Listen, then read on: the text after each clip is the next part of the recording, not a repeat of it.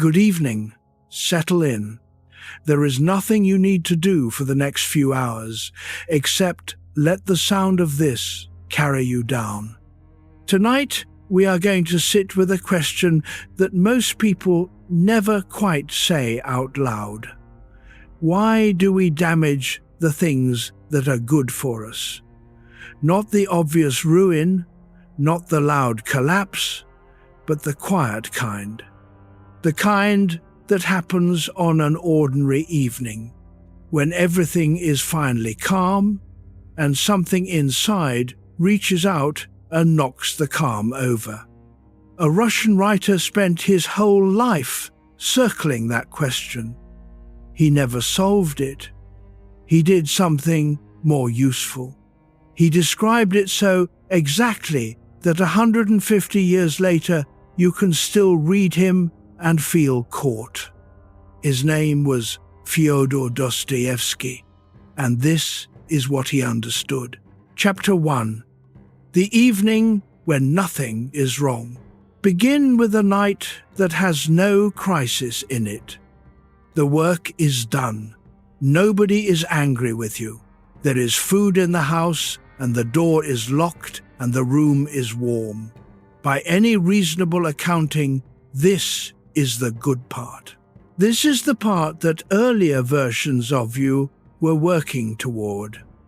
And somewhere around the second hour of it, a small restlessness arrives.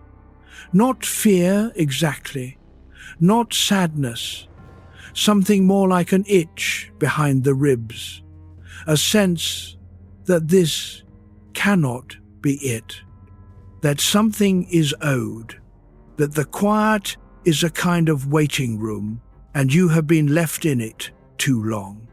Most people do not have language for that moment. They only notice what they do next. They pick a fight over nothing.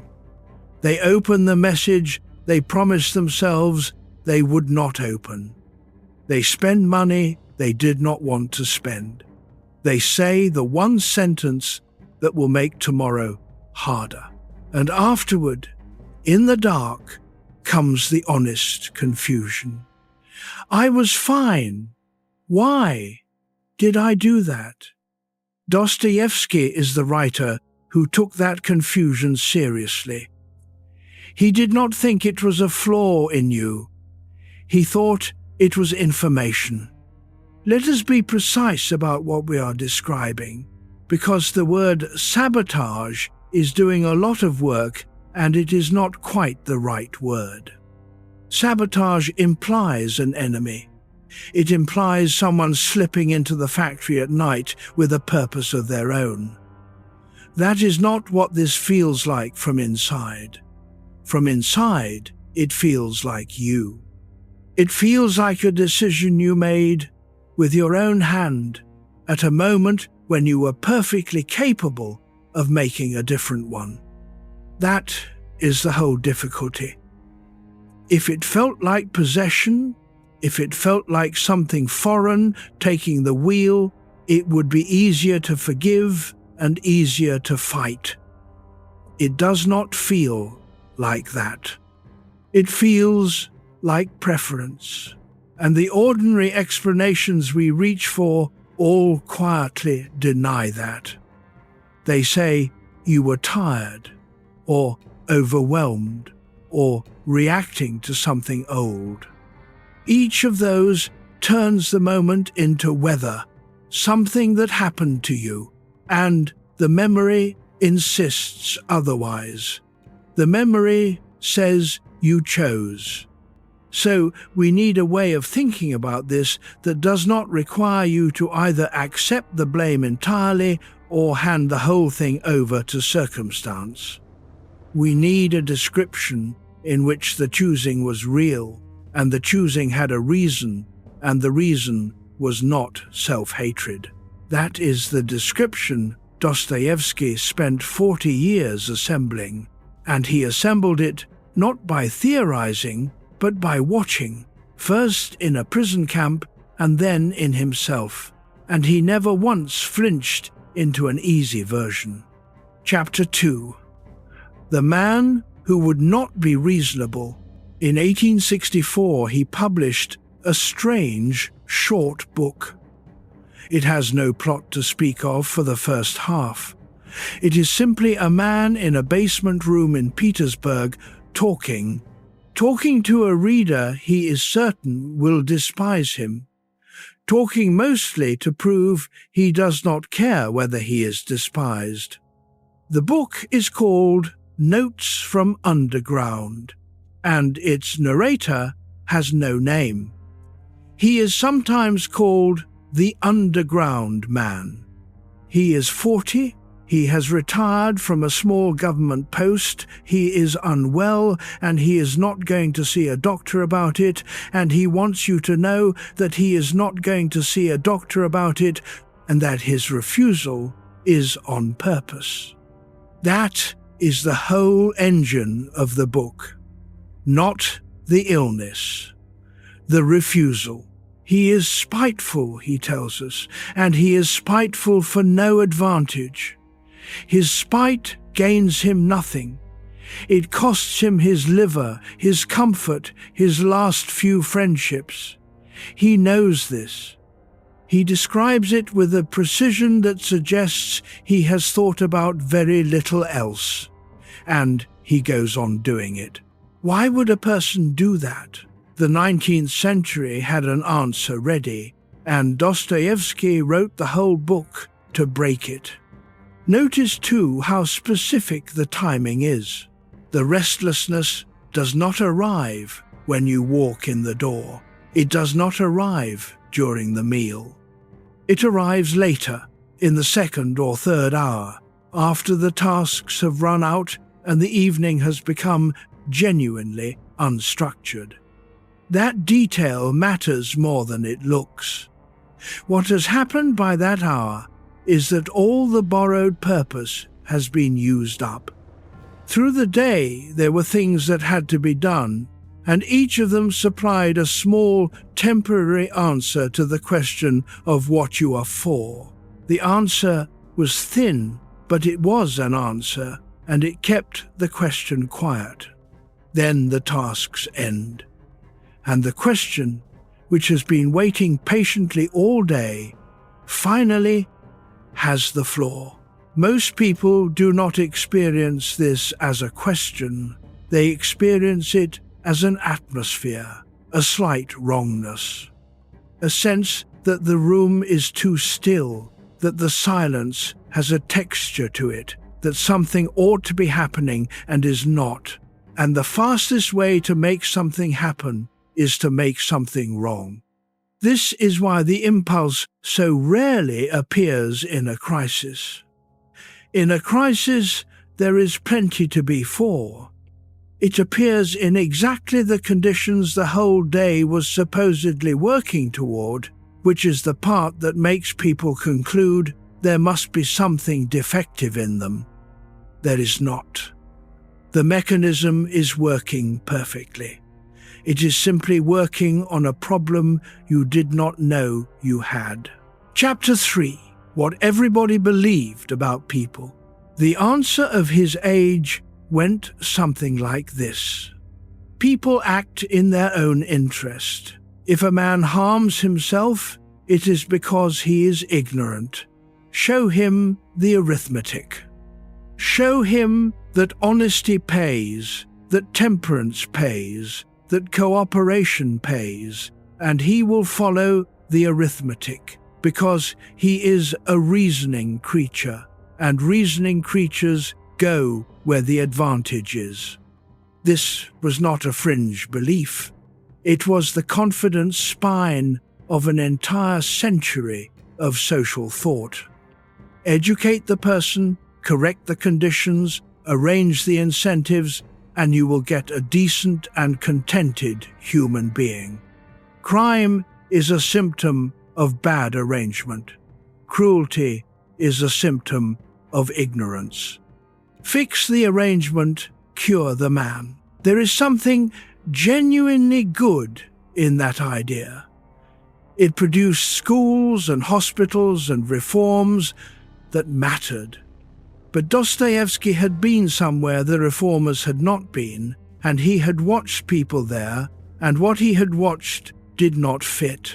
It is worth pausing on how much confidence that century had, because it explains the force of his reaction. This was the age of the great systems. It was believed, quite seriously, by intelligent and decent people, that human society was approaching a solvable state. Statistics were new and thrilling. It had been discovered that suicides and marriages and crimes occurred each year in numbers that were startlingly regular, and from that regularity a conclusion was drawn. If behavior is regular, behavior is caused. If it is caused, the causes can be identified. If they can be identified, they can be adjusted. There were books, widely read, that described in detail the buildings people would live in once the adjustment was complete. Communal, glass, rational, warm in winter, everyone fed, everyone employed at work that suited them. Nobody desperate, and therefore nobody cruel. Dostoevsky read those books. He had read them in the very circle that got him arrested. He was, at 27, among the people who believed them. And then he spent 4 years living at close quarters with the human material the plan was meant to be applied to, and he came out unable to unsee what he had seen. His objection was never that the buildings were a bad idea. His objection was that there would be a man inside the perfect building who would break a window for no reason he could name, and that no floor plan in the world had a room for him. Chapter 4. What he had seen instead. He had seen men in a Siberian prison camp lose everything they had for the pleasure of a gesture that cost them everything they had.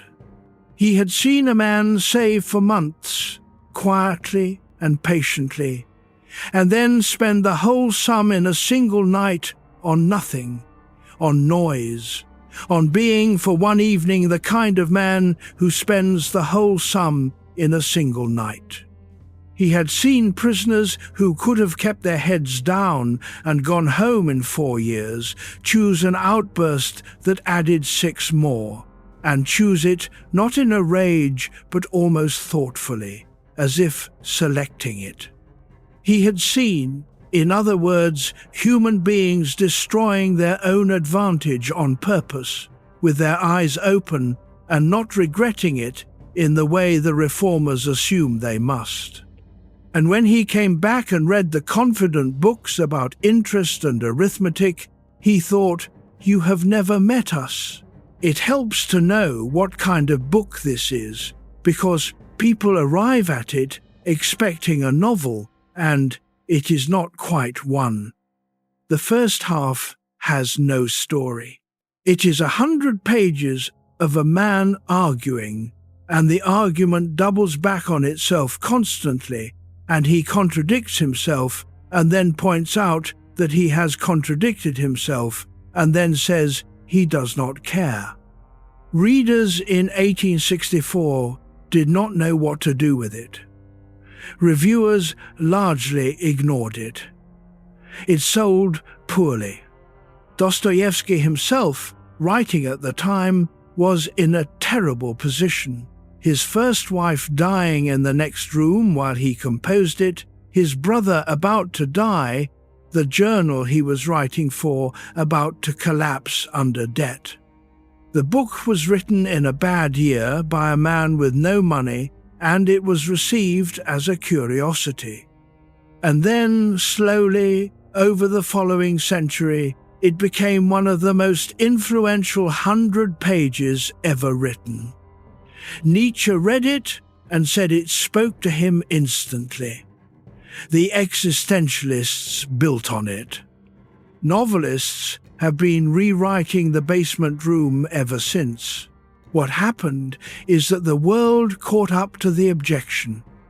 Every generation since has produced its own confident account of the human being as a system to be optimized. And every generation has produced a reader who recognized themselves in the man refusing to be a piano key. Which is a strange kind of immortality for a book about someone who cannot get out of a basement. Chapter 5. The most dangerous sentence he ever wrote.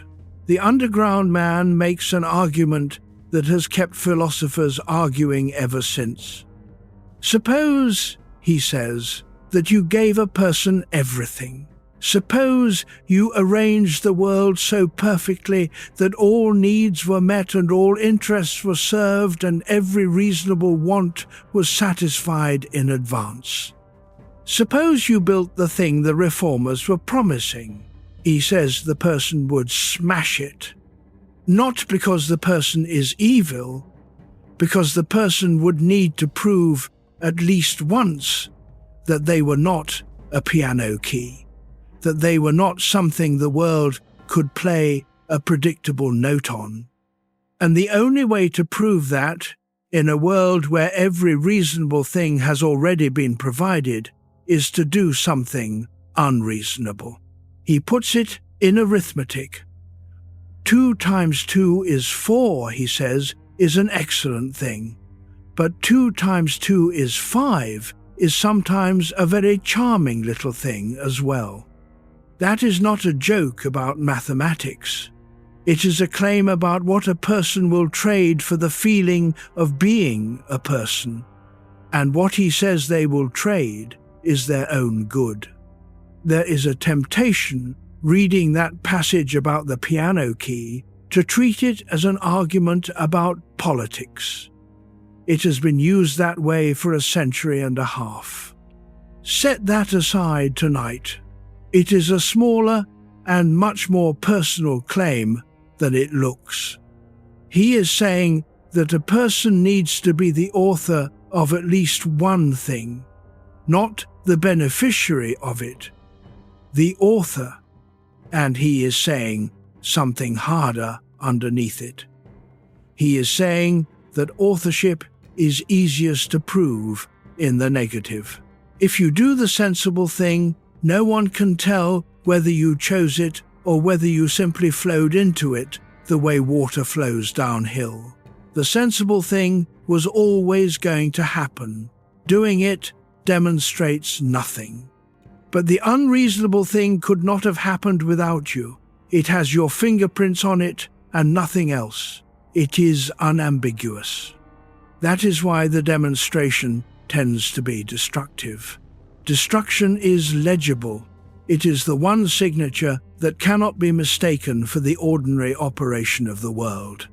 And a person who has never in their life felt like the author of anything will eventually reach for the legible signature, and they will reach for it on a good evening rather than a bad one, because a bad evening supplies enough chaos already, and a good one supplies none at all. Chapter 6. Why this is not a theory about villains. It would be easier if this were a book about criminals. It is not. The underground man has committed no great crime. He has ruined no city. His entire catalogue of damage is small, domestic, and recognizable. He is rude to a servant. He forces a humiliating encounter with old schoolfellows who did not want him there. He is cruel to a young woman who showed him kindness.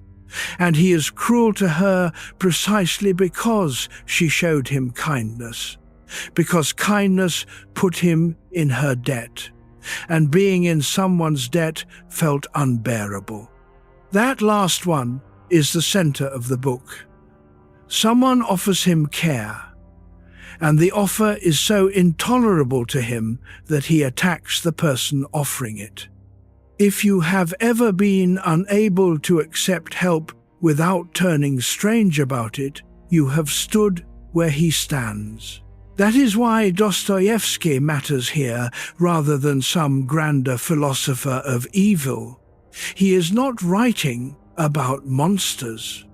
He is writing about the small, self-defeating motion that occurs in ordinary rooms, in ordinary people, on ordinary evenings when nothing at all is wrong. It is worth spending a moment on the setting, because Petersburg is almost a character in this book, and the city explains part of the man. It was a designed city, built from nothing on a swamp by imperial decree, laid out on a plan, straight canals and straight avenues and enormous facades, intended to demonstrate that Russia could be rational and European and modern. And Dostoevsky, who lived most of his adult life there, wrote about it as a place of fog and yellow light and terrible summer heat, where the buildings are grand and the rooms behind them are subdivided into cupboards, where a person can walk for an hour without being seen by anyone. He called it, more than once, the most abstract and intentional city on earth. That is a precise phrase, and it is doing work. An abstract and intentional city is a city built from an idea rather than grown from a life. It looks correct from above and does not fit anyone from inside. His characters keep colliding with that. They live in the cracks of a design that was not made with them in mind. And the underground man in his basement is the logical inhabitant of such a place, a person who has understood that the plan does not include him and who has decided to become an argument against the plan. The city and the psychology are the same shape, something rational imposed on something that is not. Chapter 7. The Debt of Being Loved. Stay with that moment a little longer, because it is the hinge of everything that follows. A person is kind to you. Nothing is asked in return. They simply see you clearly, and they do not flinch, and they offer something warm. And instead of relief, something in you goes cold and quick and defensive. You find a flaw in them. You remember a reason not to trust it. You become, for a few minutes, a slightly worse version of yourself, and you aim that version at the one person in the room who was not attacking you. Dostoevsky wrote that scene when he was in his early 40s, and he wrote it without any comforting frame around it. The underground man does not learn a lesson. He does not apologize in a way that repairs anything. He drives the young woman out into the snow, and then, alone, he understands exactly what he has done, and understanding it changes nothing. Why would a person do that? Here is what the book suggests, without ever stating it flatly. To accept kindness, you have to accept that you are the kind of creature who needs it. You have to lower something. You have to be, for a moment, small and receiving rather than sealed and self-sufficient. And if the only thing you have left is the sense of being sealed, then kindness does not arrive as a gift. It arrives as a threat to the last thing you own.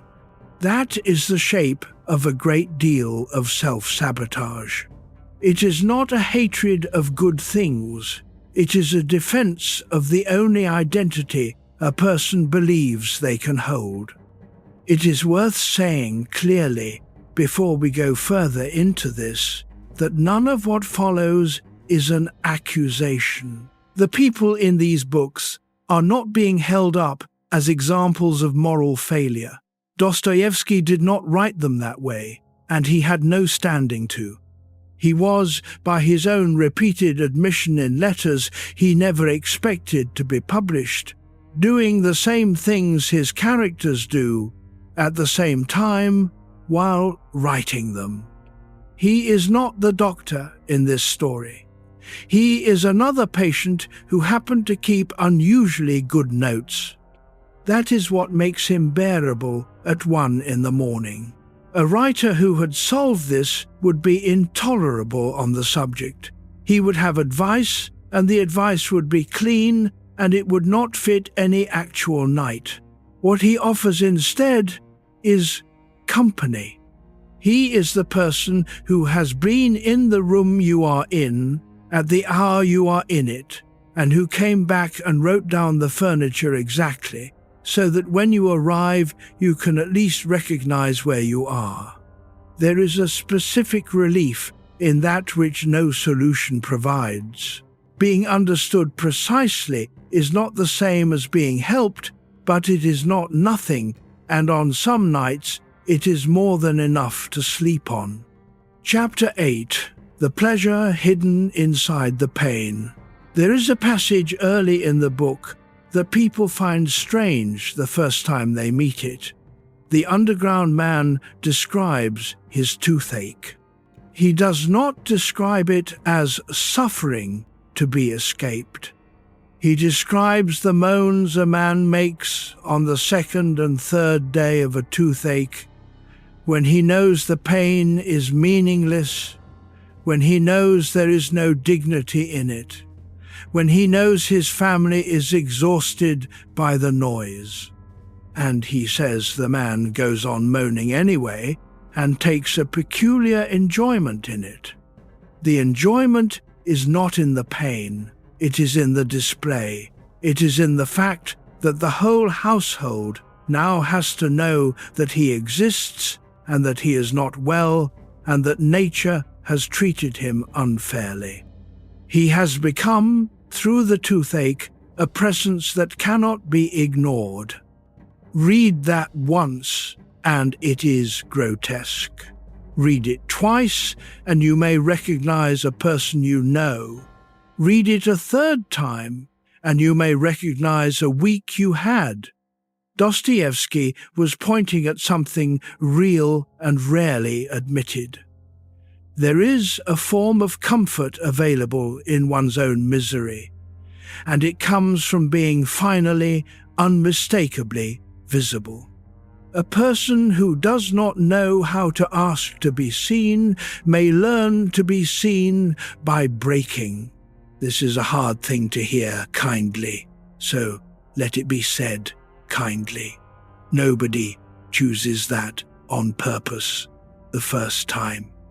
It is learned, usually early, usually by a child who found that calm did not get attention and collapse did. And it stays in the body long after the household that taught it has gone. Chapter 9. Spite as a form of freedom. The word that runs through the whole book is spite. We use that word for a small and petty thing. He meant something larger and more frightening. He meant the act of choosing against your own interest for no reason other than to demonstrate that you can. Think about what that would mean for a person who has never in their life been the one who decides. If every good outcome in your life was handed to you by someone with power over you, then choosing the good outcome always feels like obedience. And obedience, repeated for long enough, starts to feel like disappearing. So one day you choose the bad outcome, and it is a disaster, and it is also the first thing in years that was entirely yours. That is the terrible logic Dostoevsky exposed. Self-destruction can feel like authorship. He saw it in prison, where men with no control over anything at all would find the one thing they could still control, which was how much worse they could make it, and they would take that control and something in them would straighten. And he saw it out of prison too, in comfortable men with pensions and rooms and no bars anywhere. The bars were different, the motion was the same. Consider how early this begins. Watch a small child who has been told, kindly and correctly, to put on a coat before going outside. Quite often the child will refuse, and the refusal will be fierce and entirely disproportionate, and the child will stand in the cold rather than back down. We call that a phase, and it passes, and it is easy to laugh at. But look at what the child is actually defending. Not warmth, not comfort. The child is defending the proposition that they are a thing that decides, in the only arena where the proposition can be tested, which is the small territory of their own body. And notice that the parent is right. The coat is a good idea. The child's interest is entirely on the parent's side. That is exactly why the coat is the thing that must be refused. A person cannot demonstrate independence by agreeing with the correct answer. Now imagine that arena being closed. Imagine a childhood in which the demonstration was never permitted, in which every refusal was overruled and every preference corrected, and the child learned that deciding is not something people like them do. That child grows up and becomes competent and reasonable and easy to work with. And somewhere around the second calm hour of an ordinary evening, at 35 or 50, the old unfinished demonstration comes looking for an arena. Chapter 10. What the arithmetic leaves out. Return to the reformers for a moment, because it is worth being fair to them. They said, "Show a man his advantage and he will take it." And most of the time, most people, most days, do exactly that. You are not, in fact, a walking catastrophe. You go to work, you keep your promises, you take the sensible option again and again, and it is not even difficult. Dostoevsky was not denying that. He was pointing at the remainder. He was saying that the human being does not consist only of interests. There is also the wanting, and the wanting is not the same thing as the interest, and sometimes it is the exact opposite of the interest.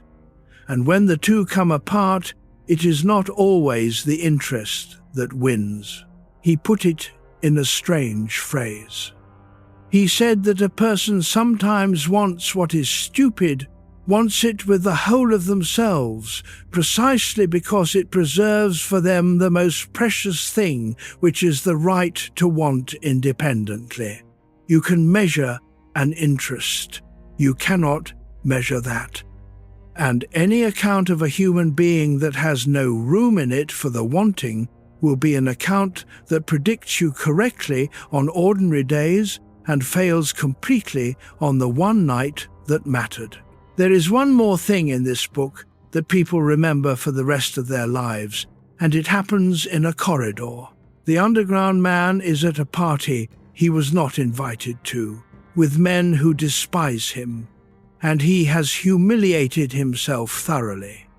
Afterward, walking, he becomes fixated on an officer who once, months earlier, moved him aside in a tavern, not struck him, simply took him by the shoulders and moved him out of the way, like furniture, without a word, without even the courtesy of noticing him enough to be rude.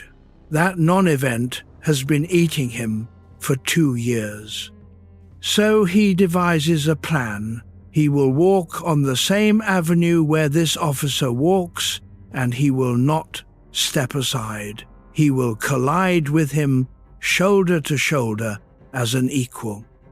The preparation takes months. He borrows money for a better coat because the collar of his old one is not good enough for the encounter. He rehearses. He goes to the avenue repeatedly and loses his nerve at the last second and swerves. And finally, one day, he does not swerve. Their shoulders touch. He is knocked slightly off balance. The officer does not even turn around, and he goes home in triumph. That is the funniest and saddest thing Dostoevsky ever wrote, and it is a complete portrait of what happens when the need for a demonstration has nowhere real to go. Months of planning, a borrowed coat, and a victory that only one participant is aware of. Chapter 11. The Night That Does Not Fit the Model. Everyone has one of those nights in their history. The night you left the good job for no good reason. The night you told the truth in the worst possible way to the worst possible person. The night you ended the relationship that was working and could not afterward explain it to anyone, including yourself. If you go looking for a motive in the ordinary sense, you will not find one. There was no gain. There was no plan. Afterward, there is only the strange, level memory of having done it deliberately. The usual explanations arrive quickly. You were tired. You were stressed. Something in your childhood. And those explanations may all be partly true, and they will still feel like a coat that does not fit, because they describe an accident, and what you remember is a decision. Dostoevsky is the writer who lets you keep the memory of the decision. He does not tell you that you were merely broken. He tells you that you were doing something, that the something had a purpose, and that the purpose was not happiness. Knowing that does not undo the night. It does something else. It makes the night intelligible. And a thing that is intelligible can be spoken to. One more thing before we leave the basement room. The underground man is writing this down. That is the frame of the whole book. He is not speaking, he is composing, and he tells us he does not know why he is composing it, since he has no reader and expects none. He writes anyway. For 200 pages he addresses a person who is not there, arguing with them, anticipating their contempt, defending himself against objections nobody has raised. That detail is not decoration, it is the diagnosis. A man who genuinely did not care what anyone thought would not need to write anything. The entire performance of not caring is being staged for an audience he has invented because he has no real one left, and he has no real one left because of the way he treats the people who try. There is a loneliness in that which is easy to miss under all the aggression. He has made himself unreachable and then filled the room with an imaginary listener so that he does not have to notice. If you have ever rehearsed an argument in the shower with someone who was not going to have it with you, you know the mechanism at a small scale. The book is what happens when it runs for 20 years. And it means the exit, when Dostoevsky finally locates it 30 years later, will have to come from a direction the underground man has already sealed, not a better argument. A person who does not leave. Chapter 12. 2 ways to read The Underground. There are broadly 2 ways people read this book, and it is worth having both. The first reading is diagnostic. The underground man is unwell. He is isolated, resentful, unable to act, and the book is a portrait of a sickness. Dostoevsky himself gestured at this. He appended a note saying that such a person not only may, but must exist in our society, given how that society was formed. The second reading is philosophical. The underground man is right. He has seen through the arithmetic. His misery is the price of his clear sight, and everyone comfortable is simply not looking. The book is durable because it will not settle between them. It gives you a man who is simultaneously correct and ruined. His insight is real. His life is a wreck. And the wreck is not separate from the insight, it is what he has built out of it. That is the warning inside the book, and it is the reason we are spending a night with it. It is possible to understand exactly why you sabotage yourself, to describe it better than anyone around you, to be genuinely the cleverest person on the subject of your own destruction, and to go on destroying. Understanding by itself is not the exit. Dostoevsky knew that at 43. It would take him the rest of his life to work out what the exit might be, and we will get there before morning. A word on how these books were actually made, because it bears on why they feel the way they do. Almost all of them were written at speed, under contract, against a deadline, for money he already owed. Crime and Punishment was written while he was simultaneously producing The Gambler, because he had signed a contract that would have handed a publisher the rights to everything he had ever written if he missed the date. He wrote 2 major novels at once, in a few months, in that condition. This is not how great books are supposed to be made. The romantic picture involves a quiet room and unlimited time. And it explains something about the texture of the prose. It is not polished. Sentences run long and double back. Characters interrupt each other and talk over each other and repeat themselves. Scenes go on well past the point where a careful writer would have cut. It reads, in other words, like people actually behave, because there was no time to tidy it into how people are supposed to behave in books. That is part of why the psychology lands. A more composed writer would have arranged these characters into positions. Dostoevsky simply let them talk until they had said the thing they did not mean to say, and then left it in. For a listener in the dark, that unevenness is also why it works. There is no polish to hold you at attention. The sentences move the way a mind moves at the end of a long day. Chapter 13. The Boy in the Hospital Garden. To understand where the question came from, we have to go back a long way before the basement room. He was born in 1821 in Moscow, in the grounds of a hospital for the poor. His father was a doctor there. The family lived in a small apartment attached to the institution, which meant that the garden the children played in was also the garden where the patients walked. Think about what that arranges in a child. Most children learn about suffering as a rumor. It happens elsewhere, to other people, and it arrives filtered through adults who decide how much of it you are old enough to hear. This boy learned about it as scenery. The people shuffling along the paths were not an abstraction, they were the neighbors. They were what was outside the window on an ordinary Tuesday.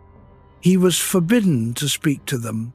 He spoke to them anyway, There is a straight line from that garden to everything he later wrote. Not because misery makes writers, it usually does not, but because of what the arrangement taught him about where to look. He grew up with the poor and the ill in the middle of the frame rather than at the edge of it.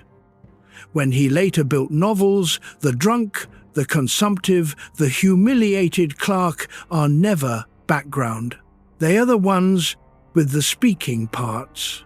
His father was a difficult man, strict, anxious, prone to rage, and by most accounts drinking heavily after the mother died. The mother, Maria, was the warmth in the house, and she died of tuberculosis when the boy was 15. 2 years later, his father died too, in circumstances that were never established. The official cause was a stroke. A rumour that would not go away, said the serfs on his small estate, had killed him. Nobody knows. What we do know is that the son carried the rumour, and that the question of whether a man can want the death of his father and whether wanting it makes him guilty of it became the engine of the last and largest novel he ever wrote 40 years later. Some questions arrive early and never leave. They just wait for you to become capable of writing them down. Chapter 14. 10 minutes. At 27, he was a moderately successful young author who had fallen in with a circle of idealists. They met on Fridays at the apartment of a man named Petruszewski. They read forbidden books, mostly French, mostly about the reorganization of society. They talked at length in the way that young men talk when they are certain the world is a machine with a fixable part. One evening he read aloud a banned letter, a fierce piece of writing by the critic Belinsky attacking the church and the state. For that, in April of 1849, he was arrested. He spent 8 months in the Peter and Paul fortress. Then, on a freezing December morning, he and his fellow prisoners were taken to a public square in Petersburg, where a scaffold had been built and stakes had been driven into the ground. The death sentence was read out. They were given white shirts, the shirts of the condemned. A priest came along the line with a cross. They were divided into groups of 3. The first 3 were tied to the stakes. Dostoevsky was in the second group. He stood in the snow and calculated as precisely as a man can calculate anything that he had about 5 minutes left, and he divided them. 2 minutes to say goodbye to the men beside him. 2 minutes for himself to think one last time about who he was. 1 minute to look around. He looked at a church roof in the distance with the sun on it, and he had the thought that in a few minutes he would be part of that light, part of everything, and that the idea was unbearable rather than comforting. The soldiers raised their rifles, and then a horseman came across the square with an envelope, and the sentence was commuted, and it emerged that the whole thing had been arranged in advance. The Tsar had signed the commutation days earlier. The scaffold, the shirts, the priest, the rifles, the 5 minutes, all of it was theatre staged deliberately as a lesson. One of the men on that square never recovered his mind. He was led away laughing, and he did not stop. There is a detail about the mock execution that is often left out and that changes its meaning. The staging was not improvised cruelty by a local official. It was designed. The commutation had been signed in advance, and the entire performance, the scaffold, the shirts, the priest, the raised rifles, was scripted to be delivered at the last possible moment, as an instrument of state instruction. Somebody sat at a desk and planned the timing of that. Dostoevsky knew this afterward. He knew the whole thing had been theatre, and that the terror he had felt had been manufactured deliberately by people who then went home to dinner. And here is what is strange. He does not appear to have hated them for it. His letters afterward, and his writing for the next 30 years, contain remarkably little bitterness about that morning. What they contain instead is the experience itself, used over and over, given to character after character, treated as something valuable that he was handed rather than something done to him. That may be the single most Dostoevskian fact about him. He took the worst thing anyone had ever deliberately done to him and mined it for the rest of his life without ever letting it curdle into a grievance.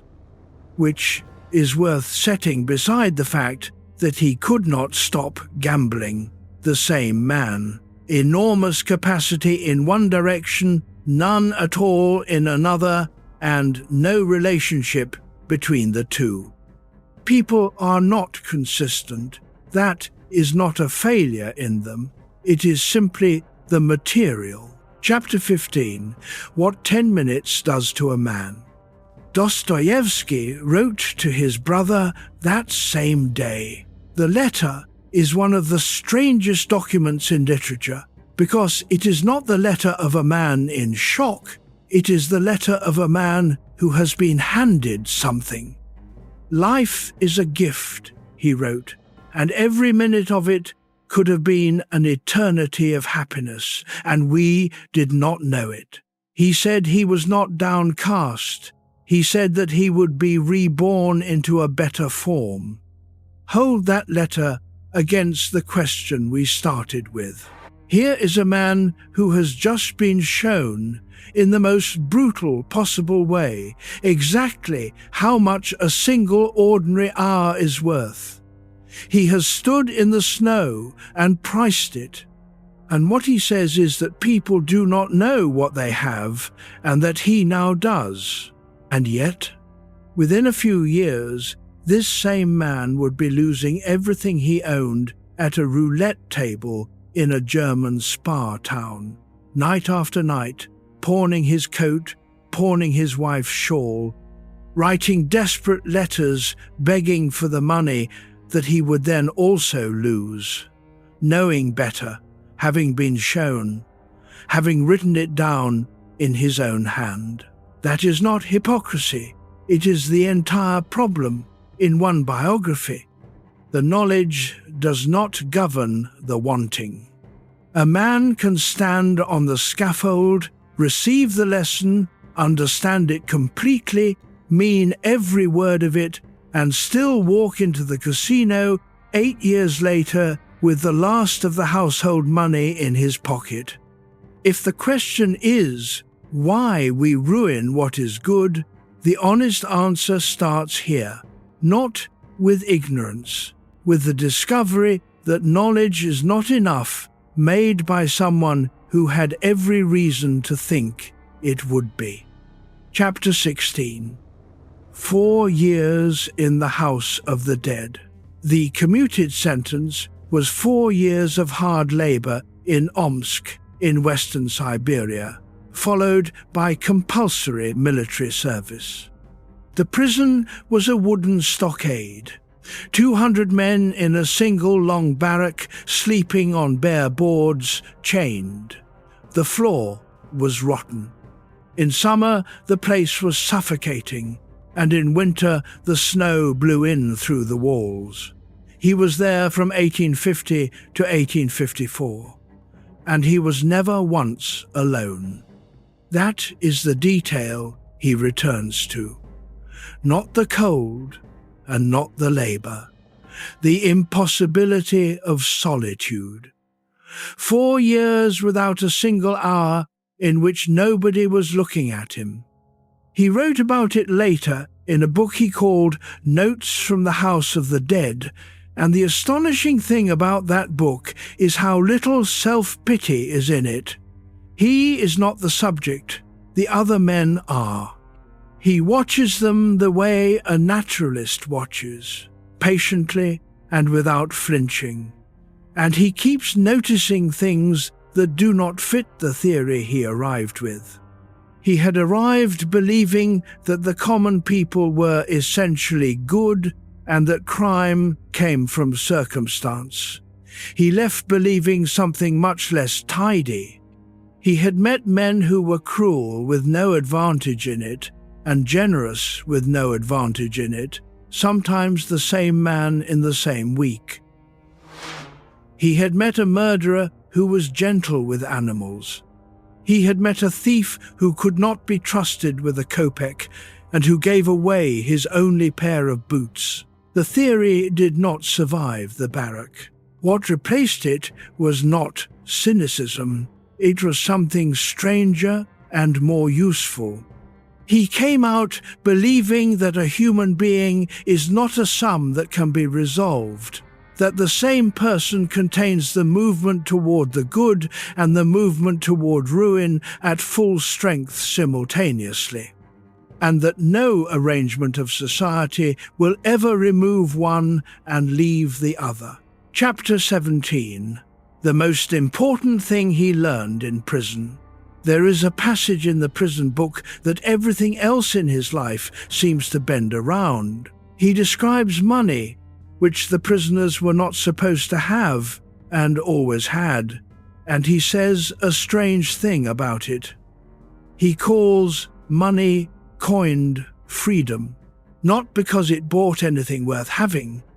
In the camp it bought tobacco and bad vodka and a night of noise, and it bought all of that at absurd prices, and the man who spent it was worse off the next morning in every measurable way. That was the point. A prisoner who saved his money sensibly remained a prisoner who had money. A prisoner who blew it in a single night became, for that night, a man who had decided something. The spending was not a purchase. It was a declaration. It said, "There is still one place where the authorities do not reach, and it is here, and watch what I do with it." He watched men do this repeatedly, and he understood it completely, and he never once called it stupidity. Now, carry that out of the stockade. You are not in a camp. Nobody has chained you, and yet you may know the feeling of a life that has been arranged for you by circumstance or duty or the sheer accumulated weight of sensible decisions until there is nothing left in it that you chose because you wanted it. And you may know the small dark satisfaction of doing one thing that ruins the arrangement. That is the coined freedom. Spent badly, spent knowingly. Spent because spending it badly is the only proof left that the account belongs to you. Chapter 18. Coming back changed. He returned from Siberia in his late 30s with 3 things he had not taken out. The first was epilepsy. The seizures had begun in the camp, or possibly before it, and they never left. They came with an aura, a few seconds beforehand, of overwhelming and total harmony, a happiness he described as being worth years of ordinary life, followed by the fall and then days of blackness and shame. He built that experience into more than one character. It gave him a permanent private evidence that the mind is not one thing, that it can hand you paradise and then unmake you within a minute, without asking. The second was a religious faith that had been burned down to something very small and very hard. It was not the comfortable faith of a man raised in it. He had lost that. What he came back with was closer to a decision made against the evidence, and he said as much in a letter, with a bluntness that has embarrassed his defenders ever since. He said that if it were proved to him that the truth lay outside of Christ, he would choose to remain with Christ rather than with the truth. You do not have to share that to notice what it is. It is a man who has already discovered that being right does not save you, deciding to stand somewhere anyway. The third thing was the material. 4 years of watching human beings with the lid off, every major character he would write for the rest of his life. The murderer, the drunk, the holy fool, the man who cannot stop confessing, was assembled out of people he had actually slept beside on those boards. He was 38, in poor health, in debt, and about to begin. A note on the epilepsy, because it shaped how he thought about the mind more than any book did. The seizures came with a warning a few seconds beforehand that he described in terms nobody else has quite matched. A sensation of total harmony, of everything being reconciled, of a happiness so complete that he said he would trade years of ordinary life for it. And then the convulsion, and then 2 or 3 days of a blackness he called an unaccountable and unbearable sense of having committed some terrible crime, with no crime available to attach it to. Live with that for 30 years, and certain conclusions become unavoidable. The first is that the mind produces its own weather independently of events.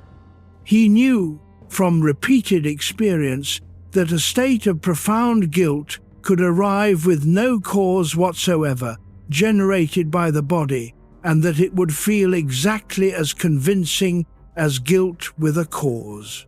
The second is that ecstasy is not proof of anything either. The harmony he felt in the aura was as real as any experience he ever had, and it was a symptom. That is why his religious characters are never simply comforted, and why his atheists are never simply cynical. He had direct evidence that the most powerful inner states can be produced by a malfunction, and he built that doubt into everything. He gave the aura to a character in The Idiot, who thinks about it clearly and concludes that even if it is an illness, the moment itself is still the highest form of being, and that the question of its cause does not settle the question of its worth. That is a man reasoning honestly about his own condition, in public, in a novel, in 1868. Chapter 19. The Table in Wiesbaden. In the summer of 1862, he travelled in Europe for the first time, and somewhere on that trip he stopped at a roulette table. He won. That is the part people forget. The first serious encounter was a success. Several thousand francs, more money than he had held in years. And he wrote home about the system he had discovered, which was not a system at all, but simply the ordinary human habit of mistaking a good night for a law of nature. Over the next 8 years, he lost, by any reasonable estimate, everything he could get his hands on. The pattern was always the same, and he documented it himself, repeatedly, in letters, with the clarity of a man taking notes on his own drowning. He would arrive with a sum. He would resolve to be disciplined. He would be disciplined, sometimes for hours, sometimes for days, and he would build the sum into something larger. And then, at some point, always, the discipline would come off like a coat, and he would push everything forward and lose, and then pawn his watch and lose that, and then write to his wife or his sister-in-law or his publisher in shame, asking for more. He did this while ill. He did this while in debt to men who could have had him imprisoned. He did this in the years when he was writing some of the greatest novels in any language, breaking off work on the manuscript to walk to the casino. And here is the detail that matters for tonight. In the letters, he is not confused about it. He does not say he was carried away. He says he knew. He describes standing at the table with a clear head, seeing precisely what he was about to do and what it would cost, and doing it. There is a particular kind of shame in these letters that is worth naming, because it is the shame that keeps this whole pattern hidden in most lives. It is not the shame of the act, it is the shame of the repetition. A person can confess a single lapse. There is even a sort of dignity available in it. What cannot easily be confessed is the 40th lapse, because by then the confession itself has been used up. The words have been said before, in the same order, with the same feeling behind them, and they were true then, and they are true now, and they have stopped meaning anything to the person hearing them. So the person stops saying them, they stop reporting, and the behavior, which was survivable while it was visible, goes underground, where it grows. Dostoevsky did not do that, and it is one of the more remarkable things about him. He kept writing the letters. He kept describing the mechanism to his wife, in detail, immediately afterward, in language that spared him nothing. He never developed the discretion that would have protected his dignity. Whether that was strength or simply an incapacity for concealment, it had a consequence. Nothing in him got to grow in the dark. The whole apparatus stayed out in the light where another person could see it, and that turned out to matter more than any resolution he ever made. Chapter 20. What he was actually playing for. If you read those letters looking for a man chasing money, you will not find him. He was not, in the ordinary sense, greedy. He had a peculiar relationship to money in which it was always urgent and never the point. He gave it away when he had it. He supported his dead brother's family for years at ruinous cost to himself. He accepted contracts that were close to indentured servitude in order to settle other people's debts. So, what was he doing at the table? The novel he wrote about it, The Gambler, dictated in 26 days under a contract so brutal that failure would have signed away the rights to everything he had ever written, gives an answer that has nothing to do with winning. The narrator, Alexei, describes the moment before the wheel stops, and what he describes is not hope. It is a sensation of standing at the edge of a decision that is entirely his and entirely irreversible. In a life where nothing else is either, he is a tutor, he is dependent. He is in love with a woman who does not take him seriously and lives among people whose money makes them real in a way that he is not. At the table, for the length of one spin, none of that applies. He is not a tutor. He is a man who has staked everything, and everyone at the table has to wait for his outcome. The money is the instrument. The sensation is the purchase. And the sensation requires the possibility of ruin. A safe bet cannot produce it. That is why the discipline always came off. The discipline was protecting him from the very thing he had come for. Chapter 21.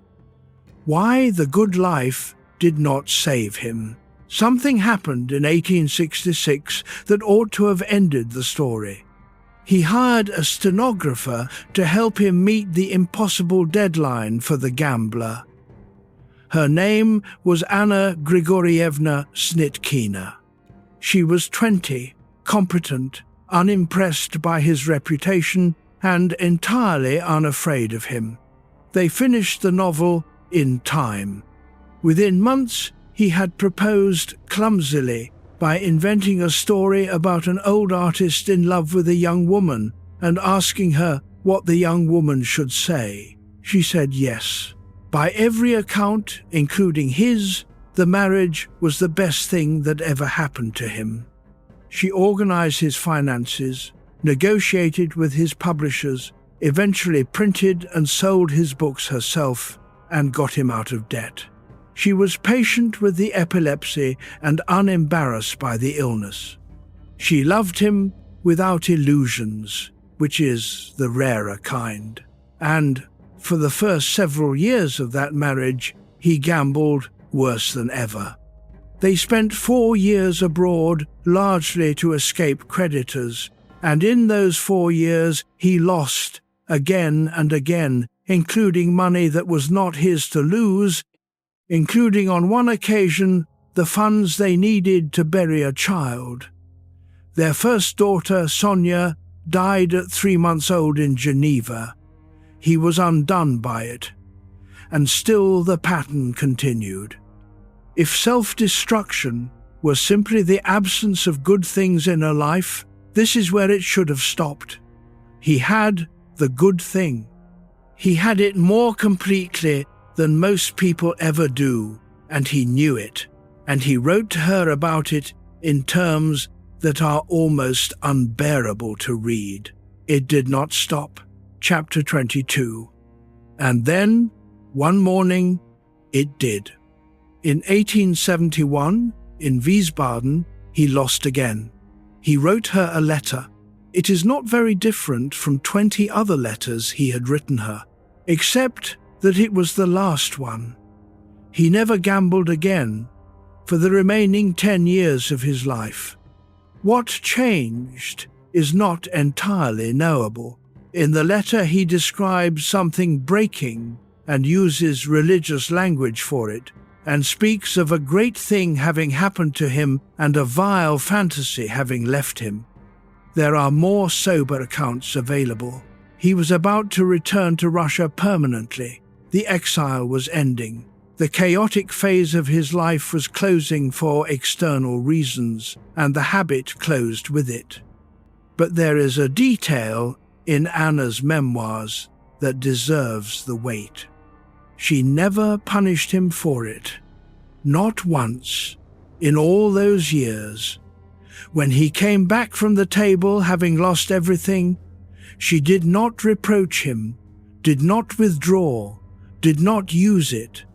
She wrote that she saw it as an illness rather than a fault and treated it accordingly. And she was 22 years old when she decided that, which raises a possibility that the first half of this night has been circling. The underground man attacked the woman who was kind to him, and her kindness ended, and he was proved right about the world. What if the difference is simply that this time the kindness did not end? Not kindness as reward. Kindness that refused to be spent. Kindness that was still there on the 9th occasion and the 40th, so that eventually there was nothing left to prove and no one left to prove it against. That is not a technique. It cannot be arranged on demand. But it is what actually happened to the one man in this story who got out. There is a question worth asking before we continue, and it is one Dostoevsky asked himself constantly. Why write novels about this at all? Why not simply say it? He tried saying it. He spent years producing a monthly publication in which he set out his views directly, and the views are often narrow, sometimes ugly, and almost never as intelligent as his fiction. He held opinions about nations and faiths that his admirers spend a good deal of energy apologizing for, and they should. But the moment he put a character on a page, something else took over. His method was to give every position its strongest possible advocate, including the positions he detested, and then let them speak at full power. The atheist arguments in his books are so good that generations of readers have found them more convincing than the answers. He knew that. His notebooks show him worrying about it and doing it anyway. That is why the fiction outlives the opinions. In an essay, a man defends what he already thinks. In a novel, if he is honest, he has to hand the microphone to the person who disagrees and let them win the scene. So when we go into these 4 characters, remember that none of them is being used to prove a point. They were allowed to be right where they were right. That is what makes them useful at 1 a.m. instead of merely instructive. Chapter 23. Now to the novels. He came back to Russia and wrote, in his last decade, the books that everyone knows. And in every one of them, the same problem appears, turned a different way. A person who could be saved refuses it. A person destroys the thing they wanted. A person confesses when nobody suspected them. A person is offered love and reacts as though attacked. He was not repeating himself. He was rotating an object to see all its faces. We are going to look at 4 of those faces tonight, and they are not 4 different problems. They are 4 answers to the same question, which is what a person is actually purchasing when they wreck their own life. The first face is pride. That is Raskolnikov. The second is the comfort of being the worst. That is Marmeladov. The third is the conviction of being unworthy, which turns every offer of love into an insult. That is Nastasia Philippovna. The fourth is emptiness, the state in which nothing is desired strongly enough to make either good or evil matter, and where destruction becomes the only remaining way to feel a temperature. That is Stavrogin, and it is the coldest thing he ever wrote. None of these are exotic. You will know people who are standing in each of them. On some nights, you will recognize the furniture. Before we go into the novels, one practical note, because the next several hours will be full of murder and fever and burning money, and this is a channel for sleeping. None of what follows requires anything of you. You are not being asked to identify yourself in these characters, and if you find yourself doing it, you may let it go as easily as you picked it up. These are people made of sentences, invented by a man who has been dead for a very long time, and they cannot reach you. What they can do is give a shape to something that has probably been shapeless. And shapeless things are the ones that keep a person awake. A worry with edges can be set down at the side of the bed. A worry without edges follows you in. So take these 4 as objects rather than mirrors. Look at them the way you would look at furniture in a room you are passing through. Notice the ones that seem familiar and do not stop walking. The voice will keep going. Nothing will get louder. There is no moment later in the night that will require your attention, and if you fall asleep in the middle of Petersburg in 1865, that is the correct outcome and the intended one. Chapter 24. The student in the room like a cupboard.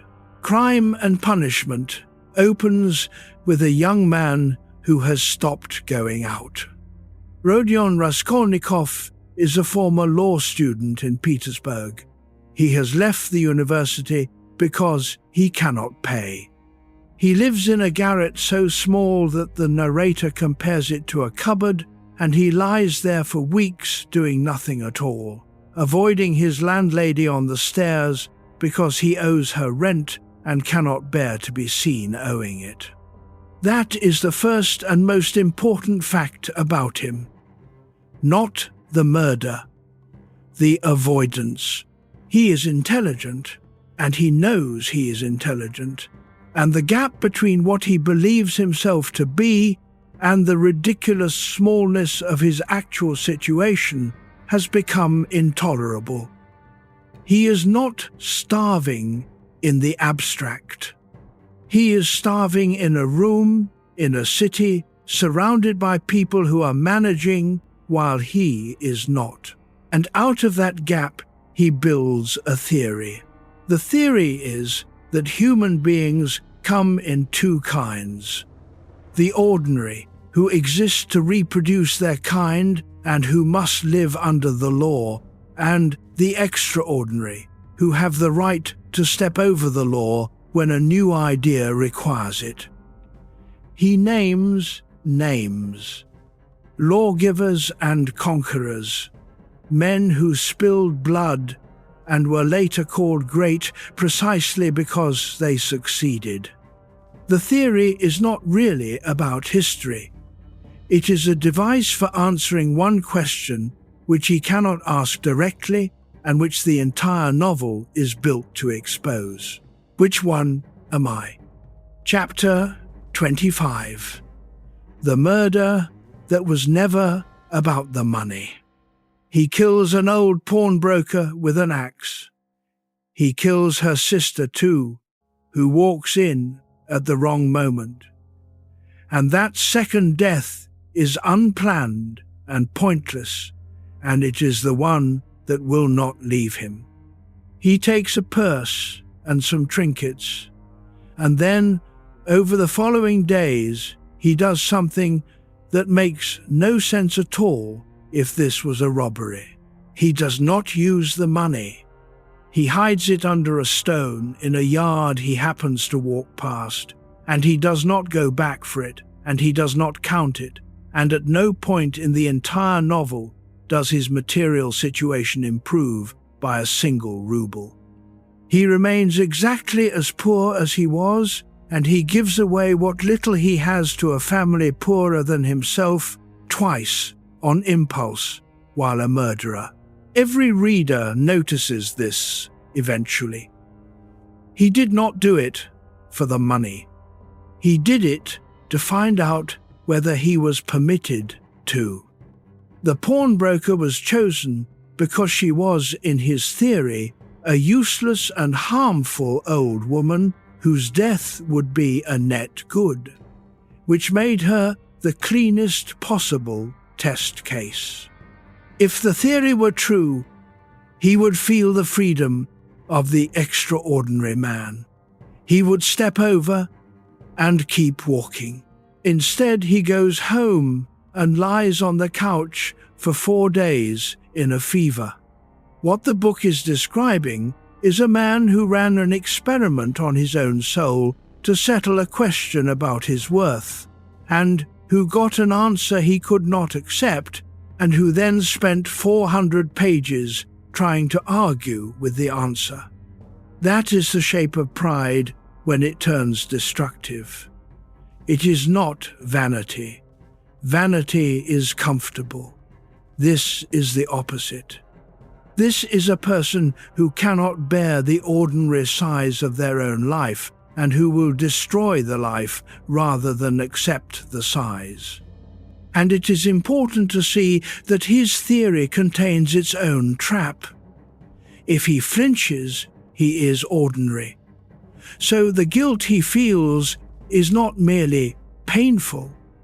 It is evidence in his own system that he is nothing. which means every honest human reaction he has must be suppressed to protect the idea, and the idea is the very thing killing him. That is the machine. Build an identity that requires you to be exceptional, and every ordinary human feeling becomes a threat to be crushed. Chapter 26. Why, he tells them, the strangest thread in the novel is that nobody catches him. There is a detective, Porfiry Petrovich, and Porfiry is one of the great characters in fiction, but Porfiry never assembles a case. He has no witness, no weapon, no physical evidence that would survive a courtroom. He tells Raskolnikov as much, almost gently. He says he has nothing. What Porfiry does instead is stay close and wait, because he has understood something about the man in front of him. He has understood that this one will bring it to him, and he does. Raskolnikov spends the book edging toward confession in ways that have no strategic logic whatsoever. He returns to the scene of the crime and rings the bell to hear the sound of it. He asks strangers about the murder. He steers conversations toward it. He all but tells a police clerk in a crowded office.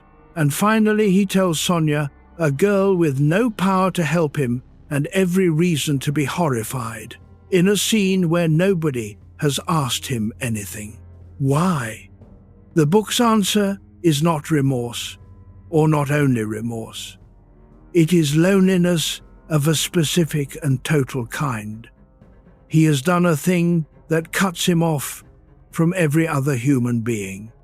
He describes the sensation as being separated from everyone by something like glass, and confession is the only act that can end it. He would rather be condemned in company than free in isolation. Notice how close this sits to the toothache. In both cases, a person creates a catastrophe and then makes it visible, because visibility is the thing they were starving for, and because they know no ordinary way to ask. Notice also what it costs him. He gets 8 years in Siberia. And in the epilogue, in the camp, with nothing left of the theory, he is finally able to be an ordinary man who loves a woman, and the novel ends with the beginning of that, unwritten. He had to lose the entire idea of himself before he could have a life. That is not a comforting moral, it is simply what the book says.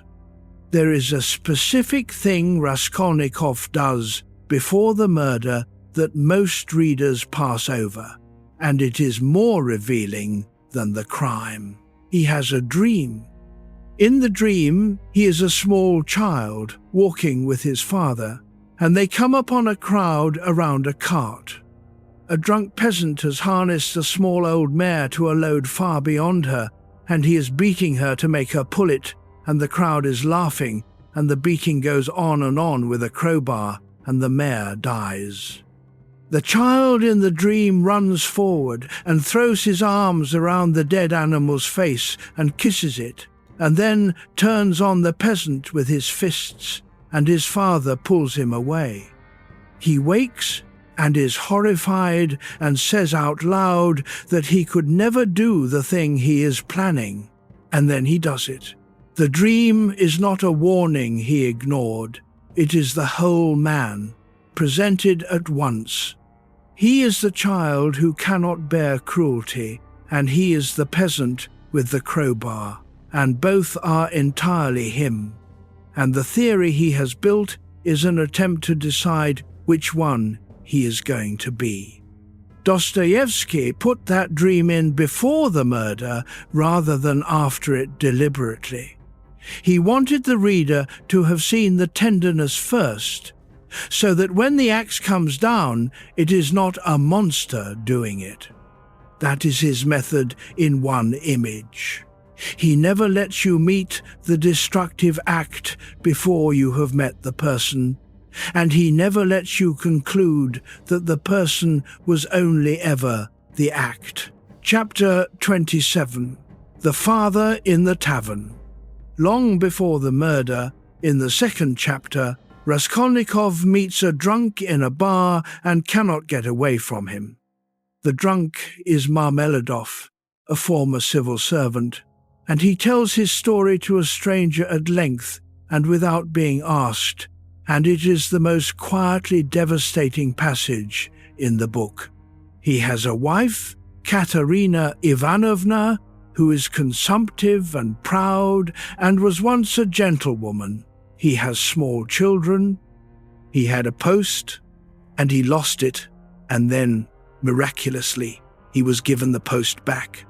He describes that day. He describes his wife weeping with relief, the family eating properly, the sense that the whole thing might be repaired. And then he stole the household money and drank for 5 days and lost the post permanently, and he has been drinking ever since. And on the night he tells this to Raskolnikov, he has just taken his daughter's earnings, money she earns by selling herself on the street to keep them all alive. And he has drunk that too. And he came to her and asked for it, and she gave it to him without a word. Then he says the thing the whole scene exists for. He does not ask to be pitied. He says he ought to be crucified, not pitied. He says that when a man is beaten, when he is despised, when he has fallen so low that no one can think worse of him, then something finally settles, because there is nothing left to protect. That is the second face, not pride. Its exact inverse. Marmeladov has found peace at the bottom, and it is a real peace. And it is why he cannot come up. Rising means the possibility of falling again. It means hope. And hope in a life like his has proved itself to be the cruelest thing available. Being the worst is stable. Being the worst means no one expects anything, including you. He was given the good thing back once, and he destroyed it within a week. He is not confused about why.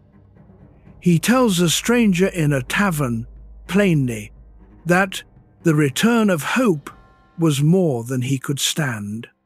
It is worth noticing how Dostoevsky handles Marmeladov, because it tells you something about the whole method. He gives him the best speech in the book. A lesser writer would have made the drunk pitiable and inarticulate. Dostoevsky makes him eloquent. He hands this ruined man a rhetorical gift greater than any other character possesses, and lets him use it to explain with complete lucidity why he cannot stop. The effect is disorienting on purpose. You cannot look down at someone who is describing his own condition more precisely than you could describe yours. And that is the technique everywhere in these books. He never permits the reader the comfortable position. Every character who is doing something destructive is given exactly enough intelligence to know it and enough language to say it, so that you cannot file them under people who did not understand, which forces the reader toward the only conclusion Dostoevsky was ever interested in. That understanding is not where the problem lives, and therefore not where the solution can be found. If it were a matter of knowing, Marmeladov would be fine.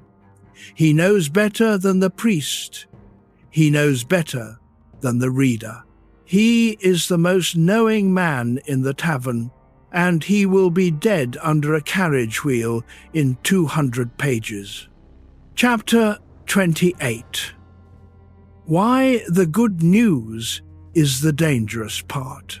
Sit with that, because it inverts the way we usually talk about people who are struggling. We assume that the risk is in the bad news, that a person collapses when things get worse. And often they do. But watch the actual timing in your own history, or in the history of anyone you have loved through something hard, and you may find a different pattern. The collapse comes after the improvement. The relapse comes in the third good week. The argument comes the evening after the holiday was booked. The self-sabotage arrives not at the low point, but on the way up from it. Dostoevsky saw this and built 2 novels around it. Here is the mechanism, as far as he describes it. A person in a stable, bad situation has adapted. The adaptation costs them everything, but it works, and one of the things it protects them from is disappointment. Nothing can be taken away because nothing is held. Improvement destroys the adaptation. It requires them to hold something again. And holding something means the old, specific, remembered pain of having it taken, and that pain is not theoretical to them, it is the founding fact of their life. So the mind does something that looks insane from outside and is almost tender from inside. It ends the good thing early, on its own terms, at a time of its choosing. Because a loss you caused is a loss you understand. A loss that simply happens to you is the one that broke you the first time. That is what Marmeladov did with the restored post. That is what a great many people do with a good month. Chapter 29. The Woman Who Burns the Money.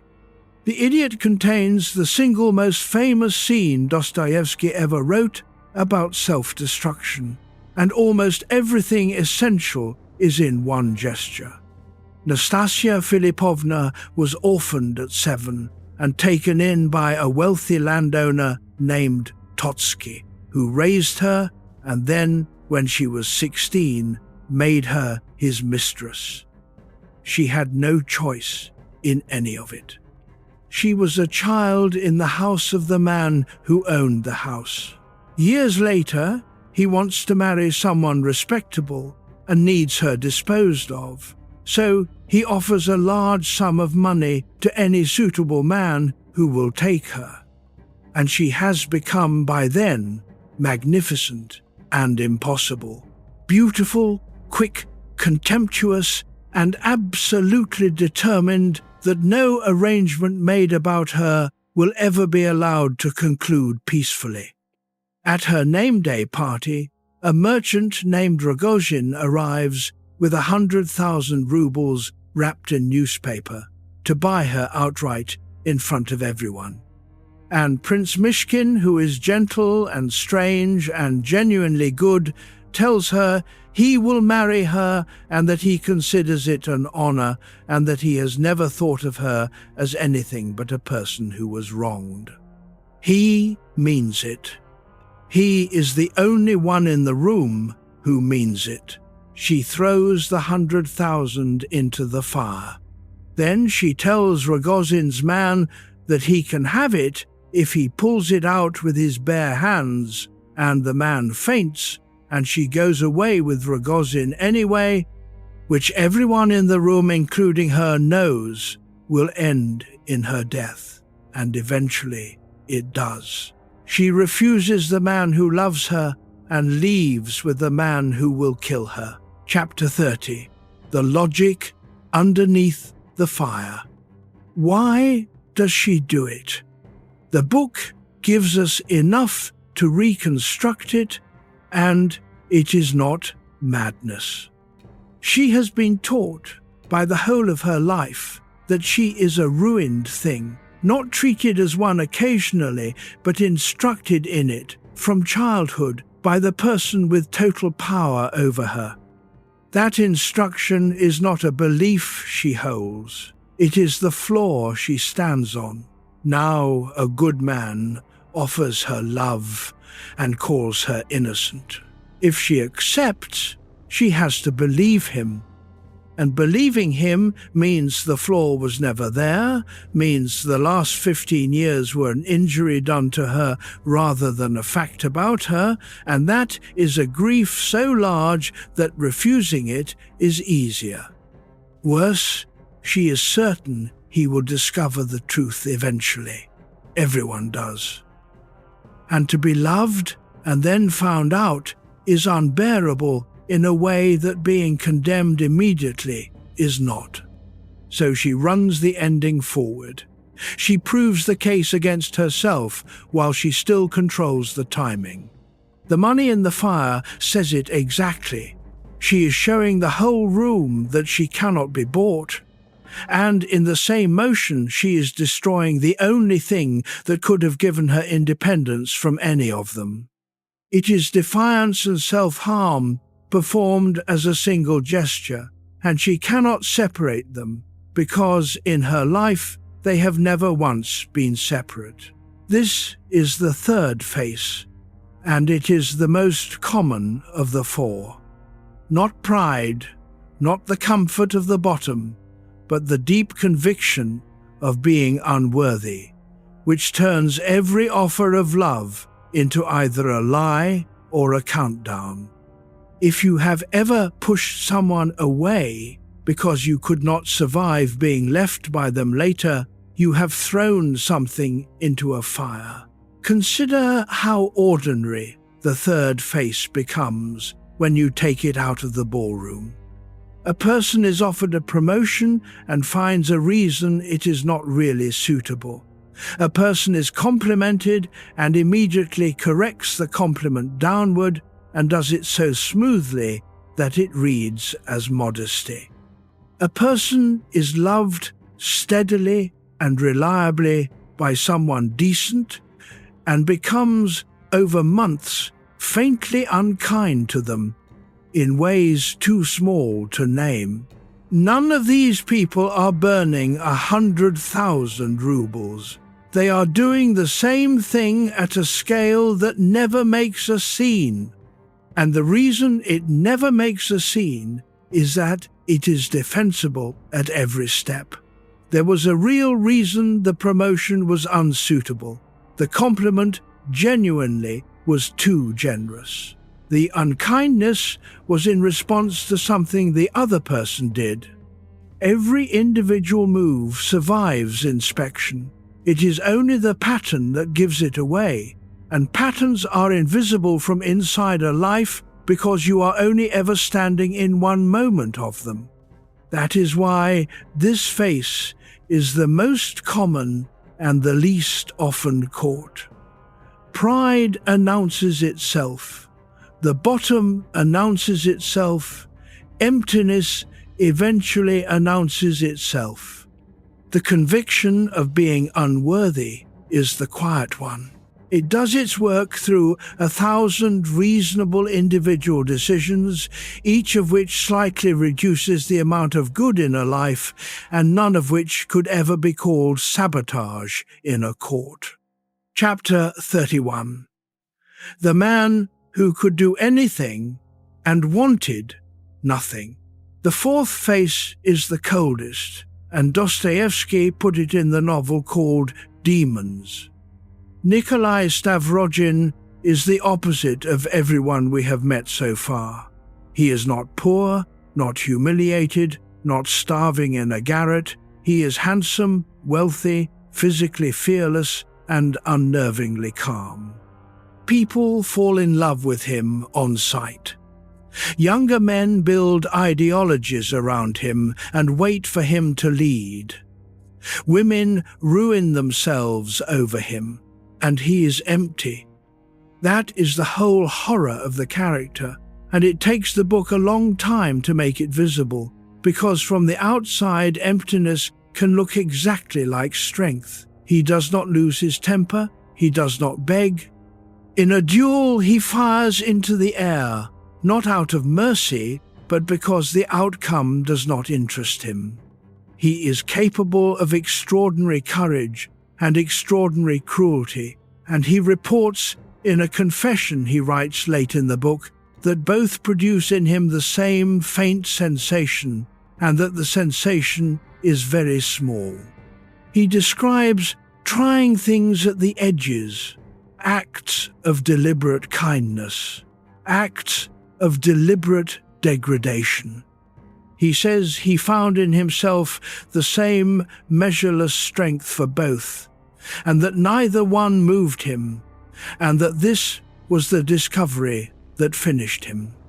Because a person who wants nothing cannot be pulled in any direction, and therefore has no direction. Good and evil are not moral facts to him, they are two experiments. And both came back negative. There is a chapter Dostoevsky wrote for this novel that his editor refused to print, in which Stavrogin confesses to the worst thing he has done, the deliberate destruction of a child. It is almost unreadable. And the thing that makes it unreadable is not the act, it is the tone. He tells it flatly. He is not defending himself, and he is not performing remorse. He simply cannot locate inside himself the thing that ought to be reacting. He wants to be judged. That is why he wrote the confession. He goes to a monk with it, and what he is really asking for is to be given a verdict severe enough to be felt. And the monk, who is not fooled, tells him that even in this he is performing, that he has come looking for a punishment that would flatter him, and that the truth of his situation is far more ordinary and far worse. He is not damned. He is idle. A word about why Dostoevsky wrote this character at all, since he clearly found him difficult. The book was based, loosely, on a real case. A student named Ivanov had been murdered by members of a small revolutionary group in Moscow, killed by his own comrades on the orders of their leader, largely to bind the group together through shared guilt. Dostoevsky read the reports obsessively. What interested him was not the politics. It was the question of what kind of person can stand at the center of something like that and remain calm.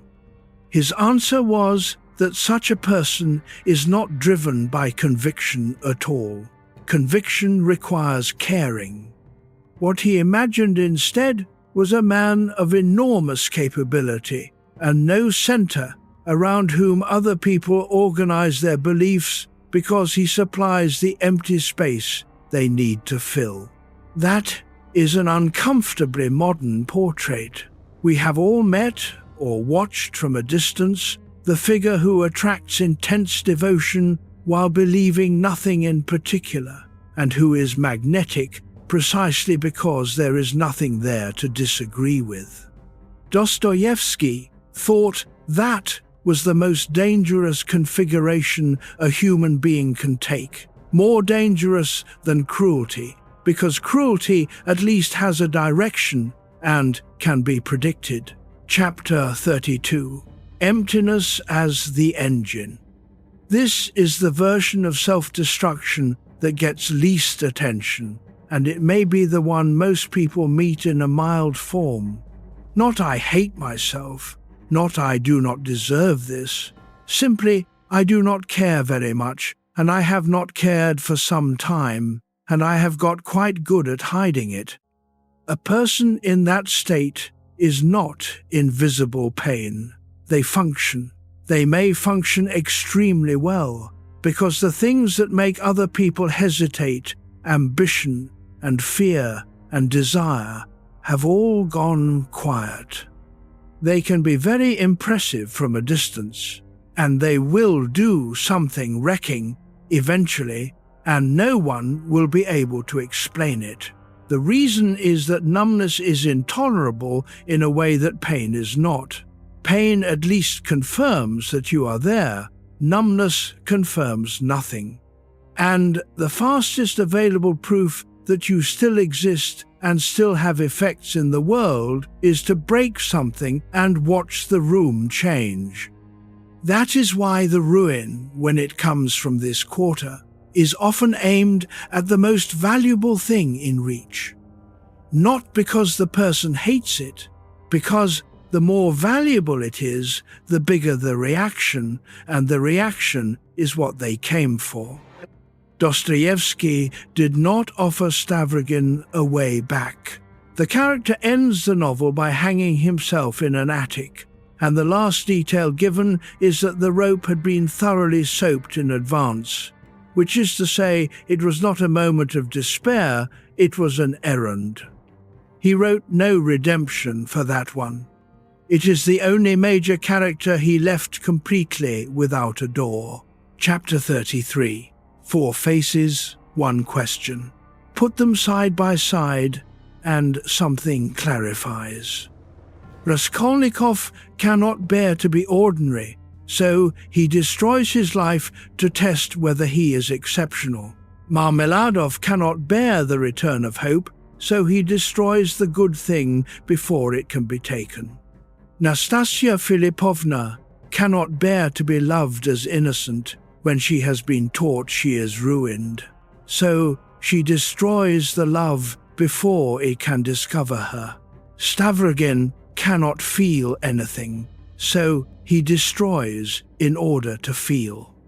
4 completely different people, 4 completely different social positions, and in every case, the thing being destroyed is not what the destruction is about.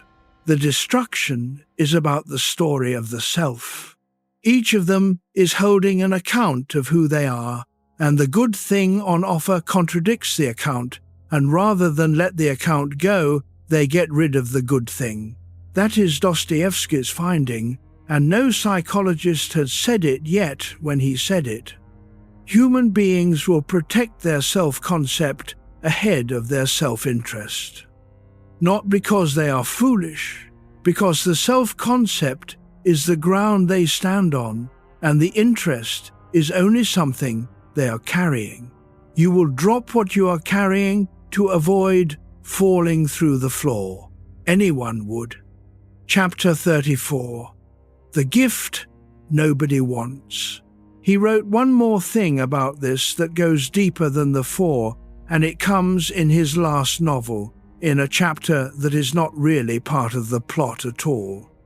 The Brothers Karamazov contains a story told by one brother to another, a story neither of them believes, about what would happen if Christ returned to Seville during the Inquisition. He is recognized immediately. He is arrested immediately. And an old cardinal comes to his cell at night and explains calmly and at length why he must be burned in the morning. The cardinal's argument is that Christ made a catastrophic mistake. He offered human beings freedom. He refused to give them proof, refused to compel them with miracles, insisted that they choose him freely or not at all. And the cardinal says, "We cannot bear it." Freedom, he says, is the heaviest thing that can be given to a person. Nothing has ever tormented us more. We do not want to choose. We want to be told and fed and relieved of the terrible responsibility of deciding what our own life is for. And so the Church has quietly taken the freedom back and given the people bread and mystery and authority instead, and the people are happier, and the cardinal says he will answer for that at the end and considers it a mercy. Christ does not argue.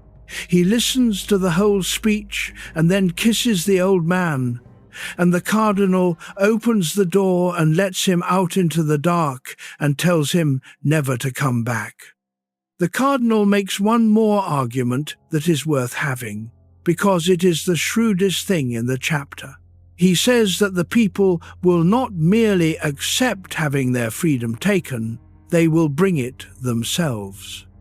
They will lay it at our feet and ask us to relieve them of it, and they will be grateful and they will love us for it. That is the sentence that has kept the chapter alive for 140 years, and it is not really about religion or politics. It is about emotion you can observe in yourself. There is something enormously restful in being told what to do by an authority you have agreed to trust. A schedule imposed from outside, a rule with no exceptions, a regimen, a diet, a discipline, a system. People pay considerable money for this and report feeling lighter afterward, and they are not deceived, they genuinely are lighter, because a decision that has been handed over is a weight that has been set down. None of that is bad. Structure is a kindness. Most people function better inside one. The cardinal's point is only that the transaction has a price, and that the price is not visible at the time. What you set down is the thing that would have made the life yours. And a person who has set down enough of it will eventually need to prove they still could have carried it, and the proof, once again, will be destructive, because there is nothing left to build with. Chapter 35. Why that story belongs in this night. Because the cardinal is not wrong about us. Everything we have looked at tonight is, at bottom, a person disposing of their own freedom. The underground man spends it on spite. Raskolnikov spends it on a theory. Marmeladov hands it to the bottle. Nastasia hands it to the man who will kill her. Stavrogin cannot find a use for it and hangs himself with it. Freedom sounds like a prize until you have some. A person with real freedom has to decide what is worth doing, and then live inside the consequences of having decided, and then do it again tomorrow without anyone confirming that they chose correctly. That is genuinely hard. It is so hard that self-destruction can present itself as relief, because a ruined life is a life in which the choices have been made for you. Notice how often the wrecking motion is followed by a strange calm. The person who blows up their situation is not usually in agony afterward. They are frequently quieter than they have been in months. Of course they are. The waiting is over. The suspense of holding something good, which is the suspense of possibly losing it, has been resolved in the only way they knew how to resolve it. Dostoevsky was not condemning that. He had done it himself for 8 years at a roulette table. He was pointing out the cost. The relief is real and it lasts a night, and what it buys is a smaller life. And the smaller life then supplies fresh evidence for the story that made you wreck the last one. That is the loop. It is not a moral failing. It is a closed circuit, and closed circuits do not open from inside. It is worth being careful here, because this is the point at which a night like this can slide into something untrue. Nothing about these novels suggests that a person can be saved by being loved enough, if only the right person arrives. That is a sentimental reading, and Dostoevsky wrote against it explicitly. Mishkin loves Nastasia. It does not save her.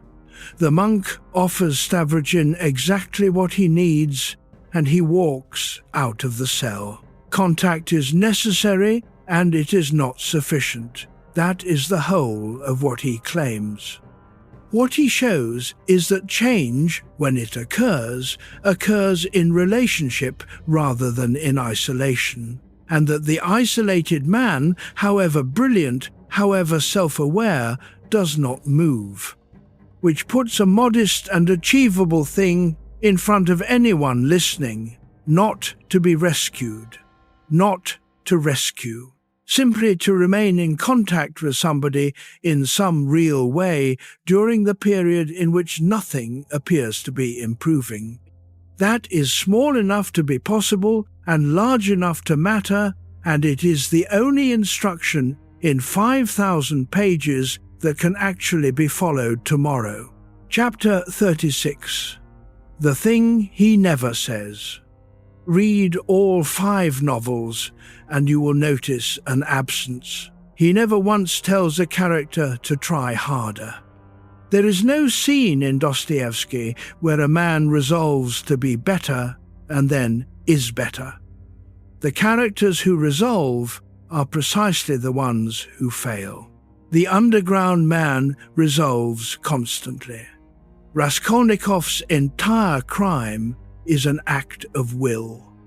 Stavrogin has more will than anyone in the book, and it does not save him. For a writer with a reputation for moral seriousness, he has almost no interest in willpower. What he shows instead, when anything changes at all, is contact. Someone comes into the room and stays. Sonia reads the raising of Lazarus to a murderer in a stinking apartment and then follows him to Siberia. A monk named Zosima kneels in front of a man who has not yet done the terrible thing he is going to do. Anna Grigorievna does not reproach her husband on the 9th occasion. In every case, the door opens from outside. That is either the most hopeful thing in his work or the most frightening, depending on your circumstances, and he was honest enough to leave it ambiguous. Stavrogin was offered contact too by the monk and refused it and died anyway. But it does mean that the advice hiding in these novels is not the advice we normally hand each other. It is not discipline. It is not insight. It is proximity, and it is patience, and it is the willingness to be the person who is still there after the 40th time. Chapter 37. What the laboratories found a century later. Dostoevsky died in 1881. Experimental psychology as a discipline barely existed. Everything he knew from a prison barrack and a roulette table and his own difficult interior. It took the laboratories about 90 years to catch up, and when they did, they arrived at his conclusions from a completely different direction, which is the strongest kind of confirmation available. The single closest match came from a psychologist named William Swan, and the theory is called self-verification. The finding is this: people do not simply want to feel good about themselves. They want to be seen accurately, and accurately means in line with the view they already hold. A person with a positive self-view seeks positive feedback, which surprises no one. But a person with a negative self-view seeks negative feedback and will actively move toward the people who provide it and away from the people who do not. This has been tested many ways, and it keeps holding. Ask people with low self-regard to choose a conversation partner, and they choose the one who has rated them unfavorably. Ask them to evaluate feedback, and they judge the unflattering assessment to be the more insightful and the more trustworthy. The reason is not masochism, it is coherence. A self-view is a prediction system. It tells you what will happen when you walk into a room. And being wrong about that is disorienting in a way that being disliked is not. Praise from someone who does not know you yet is not comforting. It is unstable because you are waiting for the correction. Now read Nastasia Filipovna again. She is not choosing suffering. She is choosing the man whose treatment of her matches what she believes to be true about her over the man whose treatment of her does not.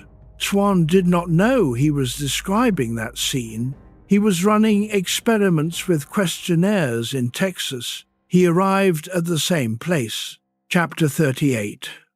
The lie you tell before the test.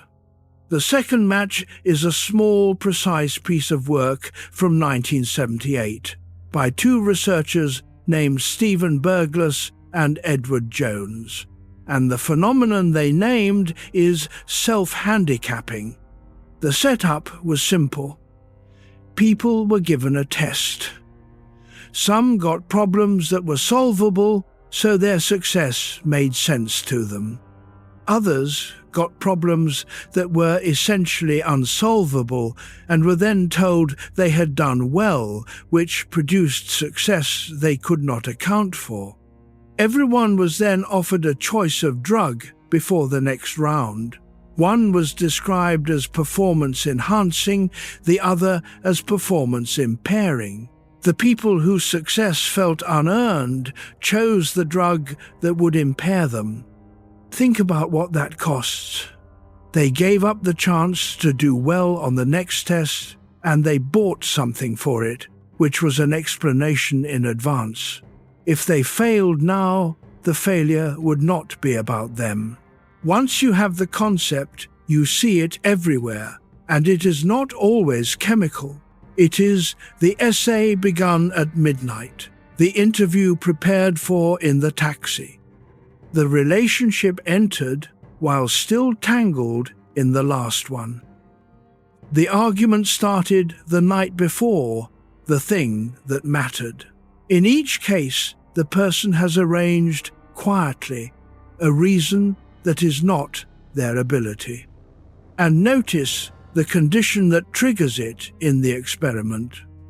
Not failure, success that the person could not explain. Being told you did well and not believing it, and then sabotaging the next round to end the uncertainty. That is the second good week. That is Marmeladov and the restored post. It is the same finding, produced under fluorescent lights with a stopwatch. Chapter 39. Wanting the thing because you were told not to. The third comes from Jack Brem in 1966, and it is called reactance. The claim is that when people perceive a threat to their freedom of choice, they experience a motivational state aimed at restoring that freedom, and the most direct way to restore it is to do the forbidden thing. The classic demonstrations are almost comic. Tell people that one of two equally attractive options has become unavailable and they will want it more. Put a stronger warning on a message and it becomes more persuasive in the opposite direction. Tell a child firmly not to touch a particular toy and the toy acquires a value it did not previously have. Now put that next to the underground man and his arithmetic. 2 times 2 is 4, he says, is an excellent thing, and 2 times 2 is 5 is sometimes a very charming little thing as well. He was describing reactance 102 years early, and he was describing it applied not to a toy but to a life. Because the freedom being threatened does not have to be threatened by another person. It can be threatened by circumstance, by an illness, by a schedule, by a debt, by the accumulated obviousness of what a sensible adult ought to do next. And when the pressure comes from the situation rather than from a person, there is no one to defy except yourself, and the only available demonstration of freedom is to damage your own position. Which returns us to the coined freedom in the Siberian camp, spent in a single night at absurd prices, by men who understood the exchange rate perfectly. There is a related finding that deserves a moment, because it explains a specific and very common experience. Psychologists studying goal pursuit have documented something sometimes called the false hope cycle. A person sets an ambitious change. The moment of setting it produces a genuine and powerful pleasure, a vivid sense of the transformed life. That pleasure is not a side effect. In many cases, it is the actual reward being collected. Then the work begins, and the work is slow and unglamorous and produces almost none of that feeling. Progress is real but invisible. And at some point the person abandons the attempt, feels bad for a while, and then sets a new and even more ambitious version and receives the vivid pleasure again. The cycle can run for decades. From outside it looks like repeated failure. Functionally, it is a working system that delivers its payoff reliably at the start of each attempt. This matters here because the abandonment is usually experienced as self-sabotage, and it is usually followed by the conclusion that the person cannot be trusted with their own life, which then becomes another piece of evidence in the account, which then requires defending, and the loop closes again. There is nothing wrong with the person in that story. There is something wrong with the design that pays out entirely at the beginning. Chapter 40. The Fear of the Good Hour. The fourth is newer, and it goes by an awkward name. Researchers call it fear of happiness, and there is a measurement scale for it developed by Mosen Joshan and colleagues, tested across many countries. The items are simple statements. Feeling joyful makes me uneasy. I prefer not to be too joyful, because usually joy is followed by sadness. Having a lot of happiness brings bad luck. A meaningful proportion of people in every culture tested endorse these. And the endorsement is not random.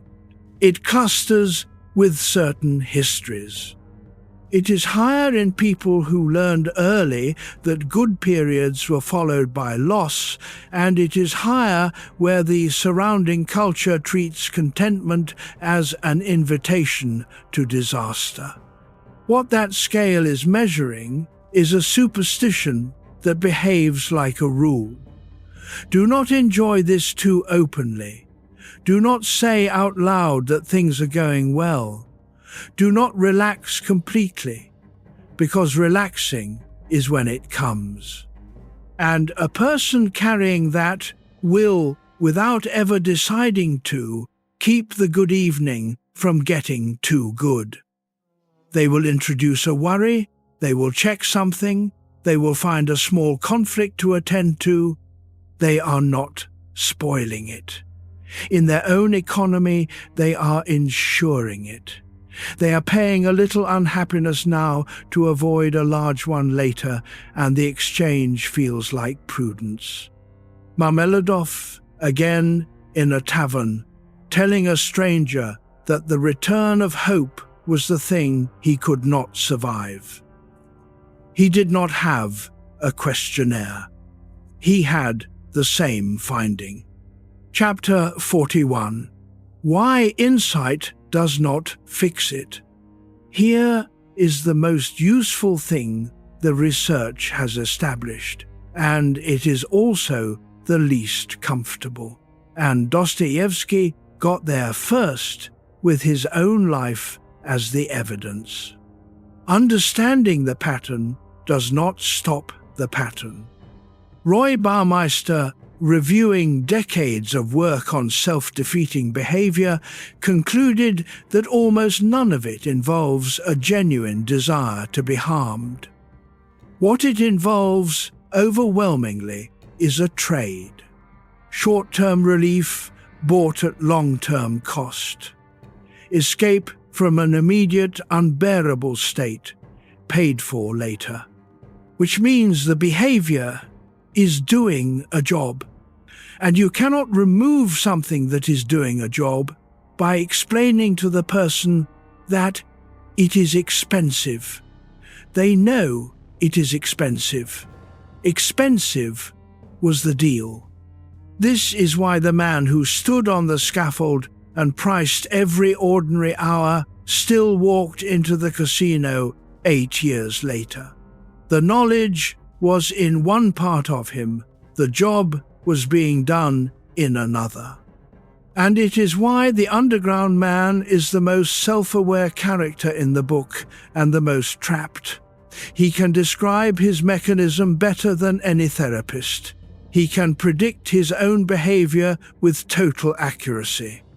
He narrates it as it happens. And it changes nothing, and by the end of the book his awareness has become another thing to be proud of, another possession he will not give up. If you have ever known exactly why you were doing something while you were doing it, you already understand this chapter. The exit is not more clarity. Clarity is only the beginning of the sentence. Chapter 42. What actually moves? So, what does work? The research and the novels agree, which is rare enough to be worth noticing. The first thing is time and repetition, applied from outside. The self-verification work found that a negative self-view is not argued away by a compliment and can be slowly revised by a relationship in which the contradicting evidence keeps arriving and does not stop. One good sentence is noise.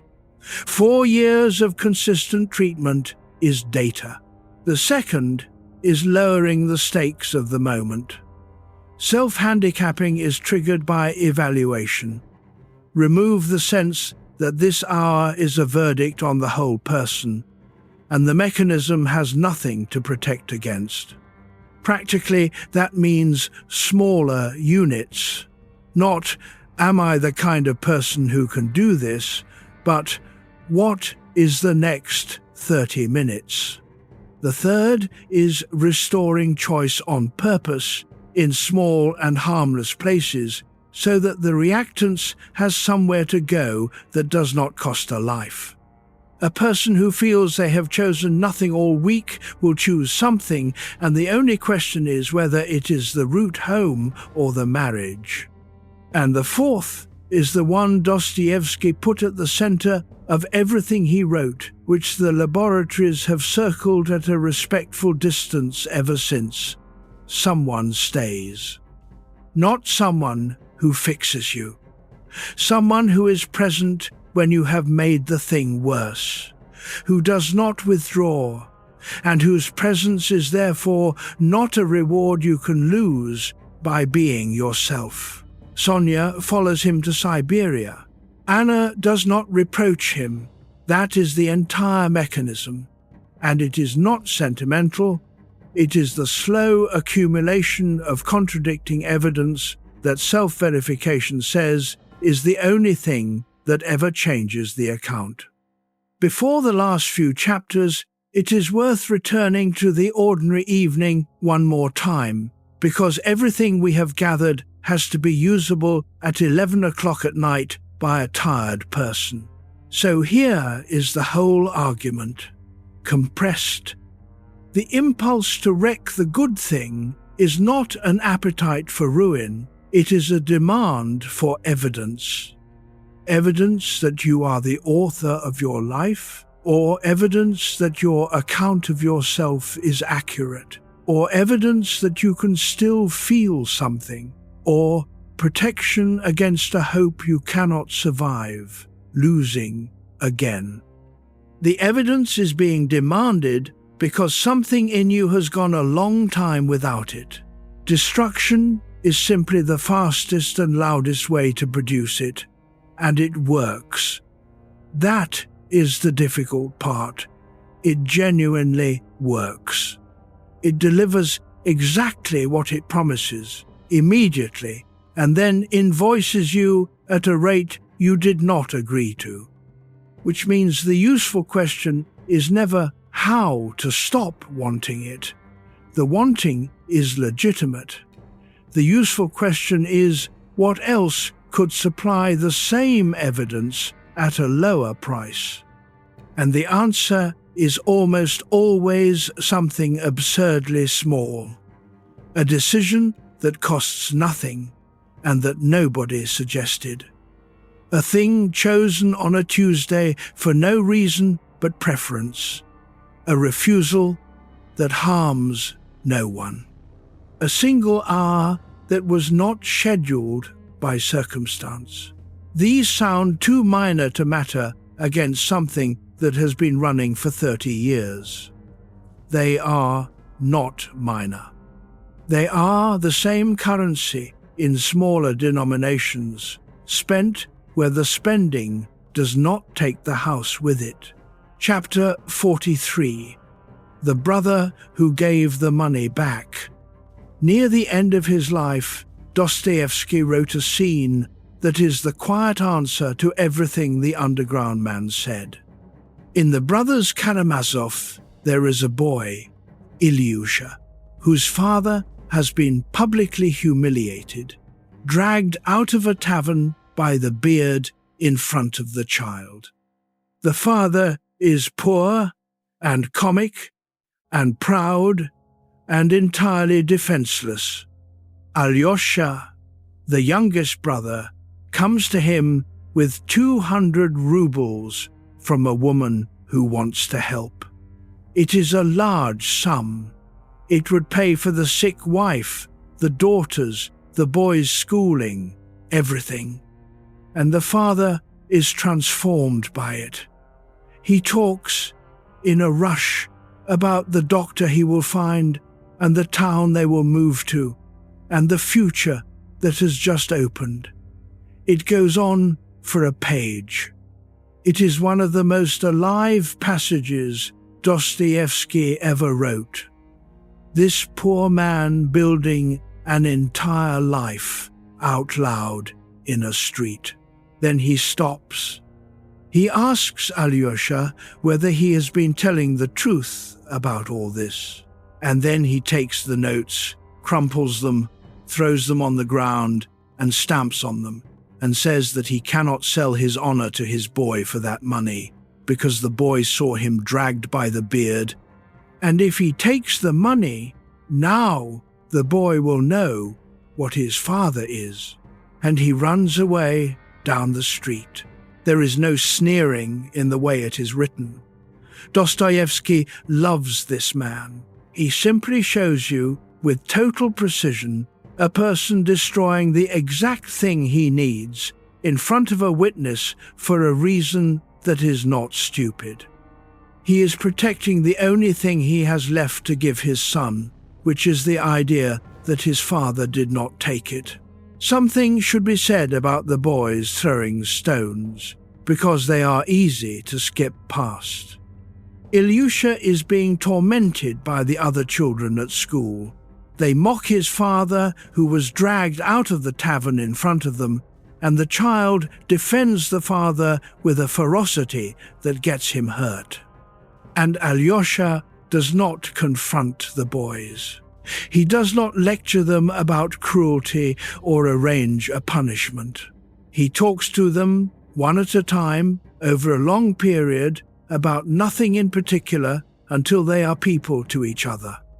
By the end, they are at the child's funeral and they are weeping, the same boys.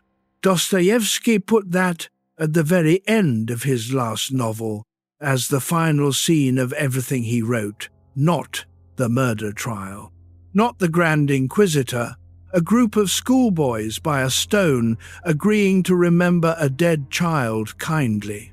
He chose it because it is the smallest possible unit of the only thing he believed in, not a system, not an argument, not a conversion.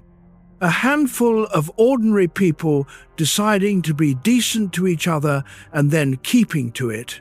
If the whole night were reduced to one instruction, it would be that one, and it would be far less impressive than it is useful. Chapter 44. Why the scene does not end there, but it is what Alyosha does next that matters. He does not argue. He does not chase him with a lecture about priorities. He goes back and reports honestly that the money was refused, and then he keeps coming. He keeps visiting the boy. He gathers the other boys who had been throwing stones at Ilyusha, and slowly, over weeks, they become something like friends. And when the child dies, they are all there. The money was refused. The presence was not. That is the distinction the whole book is built on, and it is the practical instruction hidden inside a very long Russian novel. When someone is in the grip of this, the thing you are offering is usually the thing that triggers it. Solutions trigger it, money triggers it, advice triggers it. Anything that requires them to admit they need help puts pressure on precisely the beam that is holding them up. What does not trigger it is showing up with nothing in your hands. And if you are the one in the grip of it, the same principle inverts into something you can actually use. On the evening when everything is fine and something in you wants to knock it over, the question is not how to summon more willpower. It is smaller and stranger than that. It is, what is the smallest possible thing I could do right now that is genuinely mine, that costs nothing, and that nobody arranged for me? Because the wanting is not for ruin, the wanting is for evidence that the life is yours. Ruin is simply the loudest available proof, and there are quieter ones, and the quieter ones do not have to be paid for in the morning. Chapter 45. The wager he made. We should be honest about where Dostoevsky himself landed, because he did not land anywhere comfortable. He did not conclude that people are basically good. He had lived beside 200 men in a barrack and could not say it. He did not conclude that people are basically bad either. He had seen too much unrewarded kindness from men with nothing. What he concluded was that the human being is unfinished, that both movements are live at full strength at all times, and that no external arrangement will ever settle the matter, because the battlefield is not in the arrangement.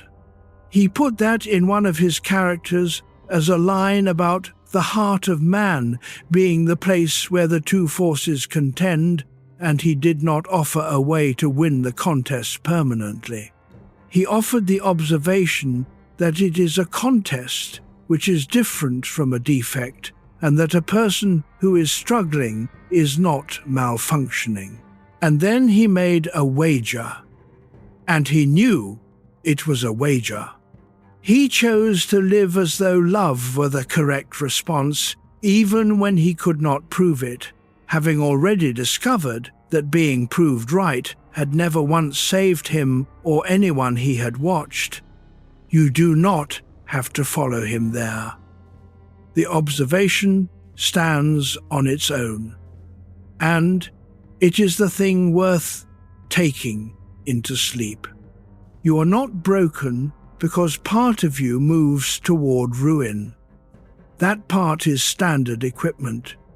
It has been present in every human being who has ever lain awake, including the ones who wrote the books about it. A practical aside, offered gently, and then we will go back to the quiet. If tonight happens to be one of those evenings, if there is something in the room with you that wants to make a phone call, or send a message, or open an account, or say the sentence, there is one move that has better evidence behind it than any amount of resolve. Change nothing about the wanting. Do not argue with it. Do not try to want something else. Simply put a distance between the wanting and the doing, and make the distance physical rather than mental. Put the thing in another room, not away forever, another room for 1 hour. The reason this works has nothing to do with strength of character. It works because the urge is time-limited and the friction outlasts it. A person who has to stand up and walk somewhere has been given a gap, and in the gap the pressure drops. And the thing that felt necessary at 11 o'clock is merely interesting at midnight and forgotten by morning. That is not a philosophy. Dostoevsky would probably have found it disappointing. But he could not stop, and this would have helped him, and there is no reason to be too proud for a plain method. Chapter 46. The Account and the Evening. Come back, one last time, to the ordinary evening we started with. Nothing is wrong. The room is warm. The restlessness arrives behind the ribs. You now have 4 possible readings of that restlessness, and it is worth having them all, because on different nights it is a different one. It may be pride, and the ordinariness of the hour is the intolerable part. It may be the fear of the good week, and something in you is reaching for the ending because waiting for it is worse. It may be the old account of yourself, contradicted by a calm evening, sending up an alarm. Or it may be numbness, and the wrecking impulse is the only signal strong enough to register. None of those require an emergency response. They require identification, which you now have, and then the one thing that actually helps, which is not to act on it in the first 20 minutes. Because the restlessness passes. That is the mundane, unliterary truth underneath 4 great novels.